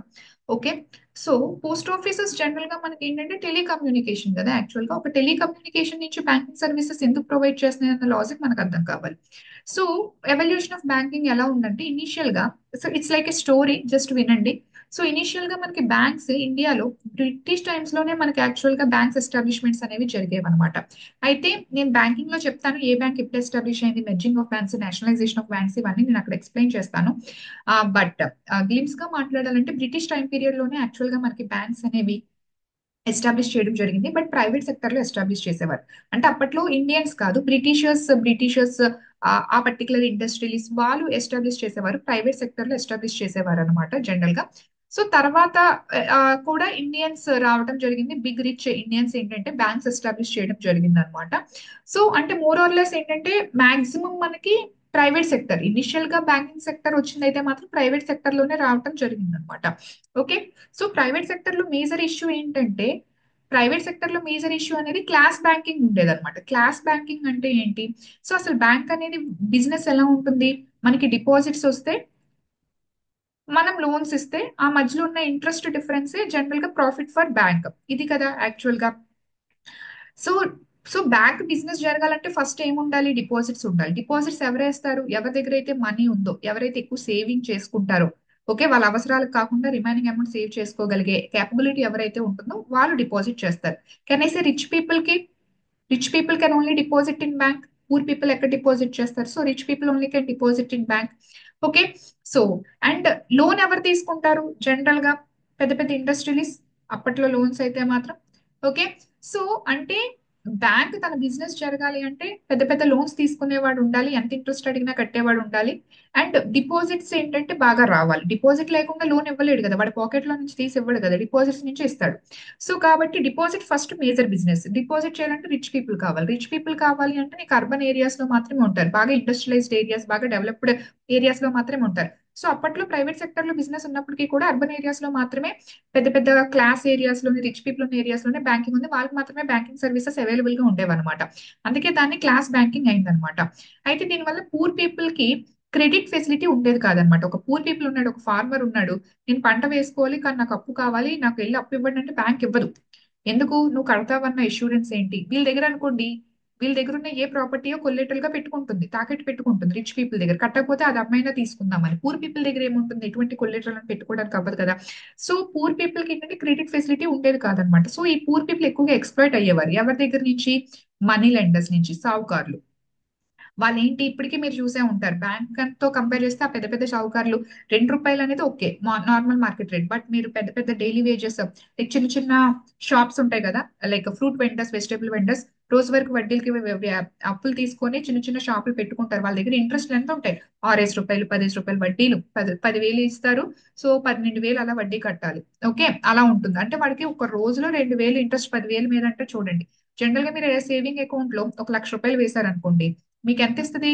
ఎస్బీఐ పోర్ 4% ఇచ్చింటే 1,04,000 ఇస్తుంది. 1,04,000 ఇస్తుంది అనమాట. 1,04,000 ఇస్తుంది ఒక సంవత్సరం పాటు ఎస్బీఐ బ్యాంక్ లో నువ్వు ఉంచితే. అంత తక్కువ ఇంట్రెస్ట్ ఇస్తుంది 4,000. అదే నువ్వు షావుకారు షాపు ఒక 10,000 వెళ్ళి ఫ్రూట్ వెండర్ డైలీ వేస్ కింద ఇచ్చావు, డైలీ ఇంట్రెస్ట్ రేట్ కి ఇచ్చామనుకోండి, వాడు 10,000 ఇస్తాడు, 12,000 తీసుకుంటాడు. అంటే ఒక్క రోజులో వాడు 2,000 ఇంట్రెస్ట్ 10,000కి. ఎంత రేట్ ఆఫ్ ఇంట్రెస్ట్ మీరు చూడండి. ఓకే, సో ఈ బ్యాంకింగ్ ఏంటంటే పూర్ పీపుల్ కి సర్వీసెస్ అందించేది కాదు. బ్యాంక్ లో జనరల్ ఇంట్రెస్ట్ రేట్లు తక్కువ ఉంటాయి అనమాట. ఇప్పుడు మనీ లెండర్స్ చేతిలో ఏంటంటే వీళ్ళు ఎక్స్ప్లాయిట్ అయిపోవడం, ఇంకా ఇంకా ఇంకా పోవర్టీలోకి వెళ్ళిపోవడం, ఈ టైప్ ఆఫ్ ఇష్యూస్ జరిగేవి. సో దానివల్ల ఆత్మహత్యలు చేసేసుకోవడం, సో అప్పుల భారంలో పడడం, పూర్ పీపుల్ పరిస్థితి చాలా దారుణంగా ఉండేది. దీన్ని ఎలాగైనా సార్ట్అవుట్ చేద్దామని లైక్ ఇండియన్ గవర్నమెంట్ అనుకుందనమాట. సో అప్పుడు ఏంటంటే బ్యాంకింగ్ సిస్టమ్ ని వైడ్ స్ప్రెడ్ చేయాలన్నమాట. సో క్లాస్ బ్యాంకింగ్ నుంచి మనం మాస్ బ్యాంకింగ్ కి తీసుకువెళ్ళాలి. అంటే పూర్ పీపుల్ కి బ్యాంకింగ్ సర్వీసెస్ ఉండాలి. తక్కువ ఇంట్రెస్ట్ రేట్ తో వాళ్ళకి అప్పులు ఈజీగా వచ్చేలాంటి ఫెసిలిటీస్ మనం చేయాలి. సో మాస్ బ్యాంకింగ్ అంటే ఎక్కడ పడితే అక్కడ, పల్లెటూరులో కూడా బ్యాంక్స్ రావాలి, ఎక్కడ పడితే అక్కడ బ్యాంక్స్ ఉండాలి, యాక్సెసిబిలిటీ ఉండాలి అని చెప్పేసి అని అనుకుంది అనమాట. బట్ అంత బ్యాంకింగ్ పెట్టాలి అంటే గవర్నమెంట్ దగ్గర డబ్బు ఉండాలి. ఇండిపెండెన్స్ వచ్చిన ఇప్పటికీ కూడా ఇంకా ఎప్పటికీ విపరీతంగా అప్పులు చేస్తుంది అనుకుంటాం ఇంకా ఆ టైం.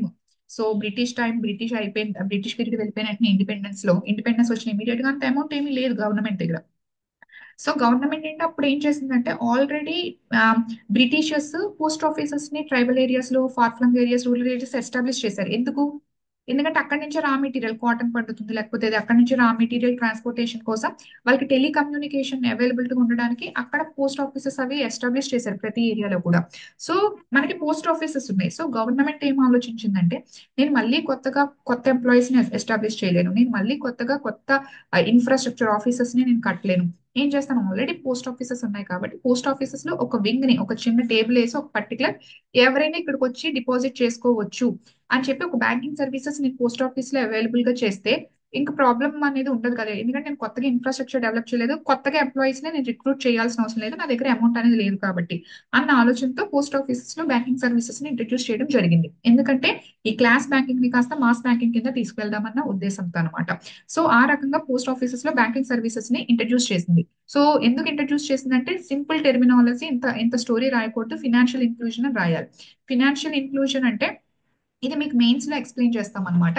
ఫినాన్షియల్ ఇంక్లూజన్ అంటే providing all financial services to the poor people, all sections of people కి ఫినాన్షియల్ సర్వీసెస్ అంటే banking services, insurance services, pension services, every service provide చేస్తే దాని ఫినాన్షియల్ సర్వీస్. అన్ని పూర్ పీపుల్ కూడా అందాలి. పూర్ పీపుల్ అందరికీ insurance ఉండాలి, పూర్ పీపుల్ అందరికీ పెన్షన్ సర్వీసెస్ ఉండాలి, ప్రొవిడెన్స్ ఫండ్ సర్వీసెస్ ఉండాలి, బ్యాంకింగ్ సర్వీసెస్ ఉండాలి అని చెప్పే కాన్సెప్ట్ ఫినాన్షియల్ ఇంక్లూజన్ అనమాట. So in order to provide financial inclusion, so post offices లో బ్యాంకింగ్ సర్వీసెస్ ని ఇంట్రడ్యూస్ చేయడం జరిగింది గవర్నమెంట్, దానికి ఉన్న లిమిటేషన్ వల్ల అనమాట.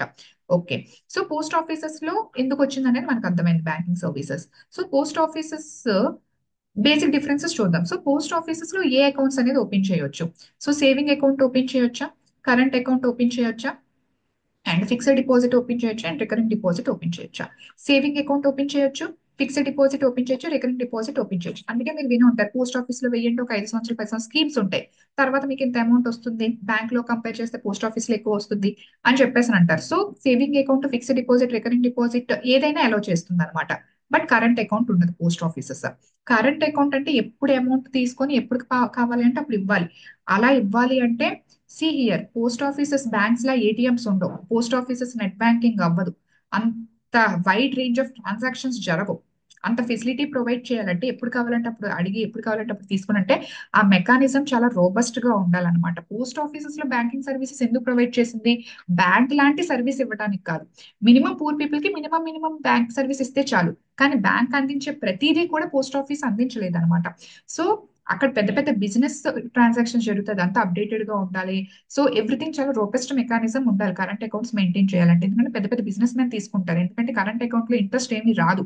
ఓకే, సో ఆ ట్రాన్సాక్షన్ ని ఫెసిలిటేట్ చేసినందుకు సర్వీస్ ఛార్జ్ తీసుకుంటుంది అనమాట. బ్యాంక్ ఏం చేస్తుంది, ఎందుకు మేడం మరి కరెంట్ అకౌంట్ ద్వారా ఏంటి బ్యాంక్ ఉపయోగం మేడం అంటే సర్వీస్ ఛార్జ్. ఓకే, వీడు ఇప్పుడు వేస్తున్నావు ఆ అమౌంట్ నుంచి ఎక్కడికో ట్రాన్స్ఫర్ చేస్తుంది, ఇది సర్వీస్ ఇచ్చింది కదా, దానికోసం కొంత సర్వీస్ ఛార్జ్ అనేది ఇంపోజ్ చేస్తుంది. అది one type of income source for bank అనమాట. ఆ సర్వీస్ ఛార్జ్ కోసం అంత రోబెస్ట్ మెకానిజం ని, అండ్ ఇప్పుడు బ్యాంక్ అనుకోండి, ఐసిఐసిఐ బ్యాంక్ ఏటీఎం తీసుకువెళ్ళి ఎస్బీఐ లో పెట్టొచ్చు, కానీ పోస్ట్ ఆఫీస్ అలా అవుతుందా? పోస్ట్ ఆఫీసెస్ కి అలా ఉండదు. ఎస్, సో రీజన్ స్పెసిఫిక్ గా మారిపోతూ ఉంటాయి. సో పోస్ట్ ఆఫీస్ లో అంత రోబస్ట్ మెకానిజం ఉండదు కాబట్టి కరెంట్ అకౌంట్ అనేది ప్రొవైడ్ చేయలేదు అనమాట. పోస్ట్ ఆఫీస్ లో 3 అకౌంట్స్ ఉంటాయి, saving account, fixed deposit, recurring deposit అనమాట. సరే, సో మరి మేడం లోన్స్ ఇస్తుందా? పోస్ట్ ఆఫీస్ జనరల్ గా డిపాజిట్ యాక్సెప్ట్ చేసింది, బ్యాంక్ అనుకోండి, సో డిపాజిట్ యాక్సెప్ట్ చేసింది, సో కాబట్టి లోన్ అనేది ప్రొవైడ్ చేసింది, ఇది బిజినెస్ అని చెప్పారు. మరి పోస్ట్ ఆఫీస్ ఏంటి, పోస్ట్ ఆఫీస్ కూడా డిపాజిట్ యాక్సెప్ట్ చేసి లోన్ ఇస్తుందా? ఇవ్వదు, లోన్ ఇవ్వదు. మీరు ఎప్పుడైనా చూసారా పోస్ట్ ఆఫీస్కి వెళ్ళి లోన్ తెచ్చుకున్నాం, మేము పోస్ట్ ఆఫీస్ లో నుంచి లోన్ తెచ్చుకున్నామని ఎవరైనా చెప్పడం విన్నారా? పోస్ట్ ఆఫీస్ లో డిపాజిట్ చేయడం వింటారు, కానీ పోస్ట్ ఆఫీస్ లోన్ ఇవ్వదు. మరి ఈ అమౌంట్ ఏం చేస్తుంది గవర్నమెంట్? లోన్ ఇవ్వకుండా ఈ డిపాజిటర్స్ కి ఇంట్రెస్ట్ ఎలా పే చేస్తుంది? ఎందుకంటే ఈ రోజు వీడు 100 రూపాయలు వేసాడు అనుకోండి, తిరిగి వీడికి 105 రూపీస్ ఇవ్వాలి కదా, అంటే ఇంట్రెస్ట్ ఇవ్వాలి కదా. మరి అమౌంట్ లోన్ ఇవ్వకుండా ఈ అమౌంట్ ఇంట్రెస్ట్ ఎలా పే చేస్తుంది పోస్ట్ ఆఫీస్ అంటే, ఇది బాగా అర్థం చేసుకోవాలి. ఈ అమౌంట్ డైరెక్ట్ గా గవర్నమెంట్ తీసుకుంటుంది అనమాట. ఈ అమౌంట్ ఎవరు తీసుకుంటుంది? Central government, not state government. Central government amount అనేది తీసుకుంటుంది. ఓకే, సెంట్రల్ గవర్నమెంట్ ఈ అమౌంట్ ని యూజ్ చేసుకుంటుంది. అంటే ఎవరు ఇంట్రెస్ట్ పే చేస్తున్నారంటే గవర్నమెంట్ ఇంట్రెస్ట్ అనేది పే చేస్తుంది. ఎవరు పే చేస్తున్నారు? Government is paying interest. అంటే ఒక రకంగా నువ్వు పోస్ట్ ఆఫీస్ లో అమౌంట్ వేసావు అంటే నువ్వు గవర్నమెంట్ కి అప్పు ఇచ్చినట్టు లెక్క అనమాట. ఆ అమౌంట్ ని యూజ్ చేసుకొని గవర్నమెంట్ నీకు ఇంట్రెస్ట్ పే చేస్తుంది అనమాట. ఓకే. సో పోస్ట్ ఆఫీసెస్ లో నువ్వు వేసిన అమౌంట్ తో వాళ్ళు బిజినెస్ చెయ్యట్లేదు, నువ్వు ఒక రకంగా గవర్నమెంట్ కి అప్పు ఇచ్చినట్టు. దీని వల్ల ఇద్దరు బెనిఫిట్ అవుతారు. ఒకటి, పోస్ట్ ఆఫీసెస్ వల్ల పూర్ పీపుల్ బెనిఫిట్ అవుతారు, బ్యాంకింగ్ సర్వీసెస్ వస్తున్నాయి, వాళ్ళ మనీ కొంత కొంతగా సేవ్ చేసుకొని వాళ్ళు గ్రో అయ్యే ఛాన్స్ ఉంటుంది. అండ్ గవర్నమెంట్ కి ఎప్పుడు కూడా మనీ అనేది అందుబాటులో ఉండదు కాబట్టి ఈ రకంగా ఈ అమౌంట్ ని ఆ అప్పు కింద తీసుకోవడం వల్ల సో ఆటోమేటిక్ గవర్నమెంట్ కి కూడా అమౌంట్ అనేది ఎప్పటికప్పుడు అప్పు దొరకడం ఈజీ అవుతుంది అనమాట. సో దీనివల్ల ఇద్దరు కూడా బెనిఫిట్ అవుతారు. సో పోస్ట్ ఆఫీస్ లో వేసిన అమౌంట్ అనేది జనరల్ గా గవర్నమెంట్ కి అప్పు ఇచ్చినట్టు అనమాట. గవర్నమెంట్ దానికి ఇంట్రెస్ట్ పే చేస్తుంది అనమాట. ఓకే. క్లియర్ అనుకుంటా. బ్యాంక్ అయితే బిజినెస్ చేస్తుంది, లోన్స్ ఇస్తుంది. పోస్ట్ ఆఫీస్ లోన్ ఇవ్వదు, బిజినెస్ చేయదు. అందులో వేసిన అమౌంట్ గవర్నమెంట్ యూజ్ చేసుకుంటుంది, ఇంట్రెస్ట్ పే చేసేది కూడా గవర్నమెంట్ పే చేస్తుంది. సో ఇప్పుడు చెప్పండి, so banks and post offices ఎక్కడ మీకు ఇంట్రెస్ట్ ఎక్కువ వస్తుంది? ఇంట్రెస్ట్ ఎక్కడ ఎక్కువ వస్తుంది? బ్యాంక్స్ లోనే ఇంట్రెస్ట్ ఎక్కువ వస్తుంది, ఎందుకంటే వాడు బిజినెస్ చేస్తున్నాడు కాబట్టి, వాడు ఎక్కువ అమౌంట్ రేట్ ఆఫ్ ఇంట్రెస్ట్ కాబట్టి. ఇక్కడ బ్యాంక్స్ బిజినెస్ చేస్తున్నాయి కాబట్టి లోన్స్ దగ్గర ఎక్కువ లాగి మీకు డిపాజిటర్స్ కూడా ఎక్కువ ఇంట్రెస్ట్ పే చేస్తారు. ఎందుకు పే చేస్తారు? వాడు ఎక్కువ ఇంట్రెస్ట్ పే చేయకపోతే డిపాజిట్ చేయడు కదా ఎవడు కూడా. ఓకే. నన్ను నీకు ఇంత అమౌంట్ ఇస్తాను అని చెప్తానే కదా డిపాజిట్ చేస్తాడు. కాబట్టి బ్యాంక్స్ లో ఇంట్రెస్ట్ ఎక్కువ ఉంటుంది, పోస్ట్ ఆఫీస్ లో ఎందుకు ఉంటుంది? ఎందుకంటే నువ్వు అప్పిస్తున్నావు గవర్నమెంట్. గవర్నమెంట్ తక్కువ ఇంట్రెస్టే కదా పే చేయాలనుకుంటది, ఎక్కువ ఎక్కువ వడ్డీ రేట్లకు పే చేయాలనుకుంటుంది. ఈజీగా అమౌంట్ రావాలి బట్ తక్కువ ఇంట్రెస్ట్ కి రావాలి. సో అందుకని పోస్ట్ ఆఫీసెస్ లో మీకు ఇచ్చే ఇంట్రెస్ట్ రేట్స్ తక్కువ ఉంటాయి, ఎందుకంటే ఆ ఇంట్రెస్ట్ రేట్స్ మీకు గవర్నమెంట్ ఇస్తుంది అనమాట. ఓకే. బ్యాంక్స్ లో పే చేసే ఇంట్రెస్ట్ ఎక్కువ ఉంటుంది అనమాట. ఓకే. సో ఎందుకంటే అది బిజినెస్ చేస్తుంది. సో క్లియర్ అనుకుంటా. So first of all basic difference ఏంటంటే బ్యాంకింగ్ సర్వీసెస్, పోస్ట్ లో కూడా బ్యాంకింగ్ సర్వీసెస్ ఉన్నాయి, ఎందుకు అన్నదానికి ఫినాన్షియల్ ఇంక్లూజన్ కాన్సెప్ట్ ఎక్స్ప్లెయిన్ చేశాం. అండ్ ఇక్కడ ఇంట్రెస్ట్ రేట్స్ లో బ్యాంక్స్ లో ఎక్కువ ఇంట్రెస్ట్ ఇస్తారు, పోస్ట్ ఆఫీసెస్ లో ఎక్కువ ఇంట్రెస్ట్ ఇవ్వరు, ఎందుకంటే బ్యాంక్స్ బిజినెస్ చేస్తే పోస్ట్ ఆఫీసెస్ గవర్నమెంట్ కి అప్పిస్తున్నాయి కాబట్టి. సో క్లియర్ అనుకుంటా. అండ్ ఎవరిది government job? So bank job government job, post offices లో ఉన్న వాడిది గవర్నమెంట్ జాబ్. ఎవరిది గవర్నమెంట్ జాబ్?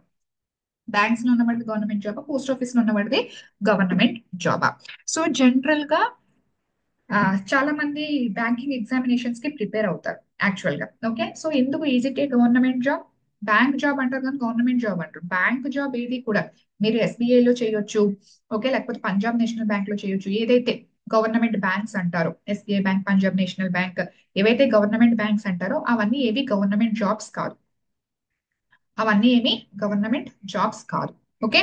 నువ్వు పోస్ట్ ఆఫీస్ లో నువ్వు రిక్రూట్ అయ్యావు అనుకోండి, అది గవర్నమెంట్ జాబ్. జనరల్ గా UPSC లో కూడా ఇండియన్ పోస్టల్ సర్వీస్ అనేది ఉంటుంది కదా. ఓకే. సో పోస్ట్ ఆఫీస్ లో గవర్నమెంట్ జాబ్ అయితే బ్యాంక్స్ లోది ఎందుకు గవర్నమెంట్ జాబ్ కాదు, పోస్ట్ ఆఫీస్ లోది ఎందుకు గవర్నమెంట్ జాబ్ అవుతుంది? దీనికి స్టోరీ ఉంటుంది.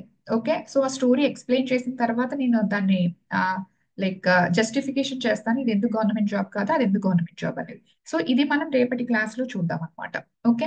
సో ఇక్కడతో నేను క్లాస్ ఆపుతాను. సో రేపటి క్లాస్ లో అది కంటిన్యూ చేద్దాం, అది and money supply concept and more over money printing concept రేపు అయిపోతుంది అనమాట. హౌ RBI మనీ ప్రింటింగ్ ఎలా చేస్తుంది, ఏ కండిషన్స్ మీద RBI మనీ ప్రింటింగ్ చేస్తుంది అనేది చూద్దాం. Okay. So I think so class లో డౌట్స్ లేవనుకుంటున్నాను. ఒకవేళ డౌట్స్ ఉంటే అడగండి, లేకపోతే వీల్ వైండ్ ఆఫ్. అండ్ మీరు క్లాస్కి వస్తున్నప్పుడు మాత్రం జస్ట్ ముందు కాన్సెప్ట్స్ ని రివైజ్ చేసుకుంటూ మాత్రం రావడానికి ట్రై చేయండి, సో దట్ మీకు కాన్సెప్ట్స్ ఇంకొంచెం బెటర్ గా అర్థం అవుతాయి అనమాట. ఎవ్రీడే రివిజన్ చేస్తున్న కొద్దీ మైండ్ లో ఇంప్రింట్ అవుతుంది కాబట్టి మీకు ఇంటర్లింకింగ్ అండ్ డెప్త్ అనేది అర్థమవుతుంది. జస్ట్ అలా క్లాస్కి వచ్చి వినేస్తూ ఉంటే లేమేనక అర్థం అవుతుంది అనమాట. ఓకే. ఓకే దెన్, సరే అయితే by all of you. Like దీనికి PDF ఉందా లేదా అనేది నాకు తెలీదు. నా దగ్గర కొంత PDF ఉంది యాక్చువల్ గా. లాస్ట్ టైం అది కరప్ట్ అయింది, మళ్ళీ ప్రిపేర్ చేశాను. దీనికి ఉందా లేదా చూస్తాను. ఒకవేళ PDF ఉంటే మాత్రం నేను షేర్ చేస్తాను చరణ్. బట్ నేను ఆల్రెడీ ఫస్ట్ క్లాస్ లో చెప్పాను, just try to right. Okay. So first ఇక్కడ మీరు రన్నింగ్ నోట్స్ ఏంటంటే అట్లీస్ట్ ఆ వర్డ్స్ రాసినప్పుడు జస్ట్ ఒకసారి రాయడానికి ట్రై చేయండి. ఓకే. PDF ఉంటే మాత్రం నేను ఖచ్చితంగా షేర్ చేస్తాను. ఓకే. నేను ఒకసారి చెక్ చేసి నేను మీకు పంపిస్తాను. ఓకే. సరే అయితే. Okay then bye all of you. By.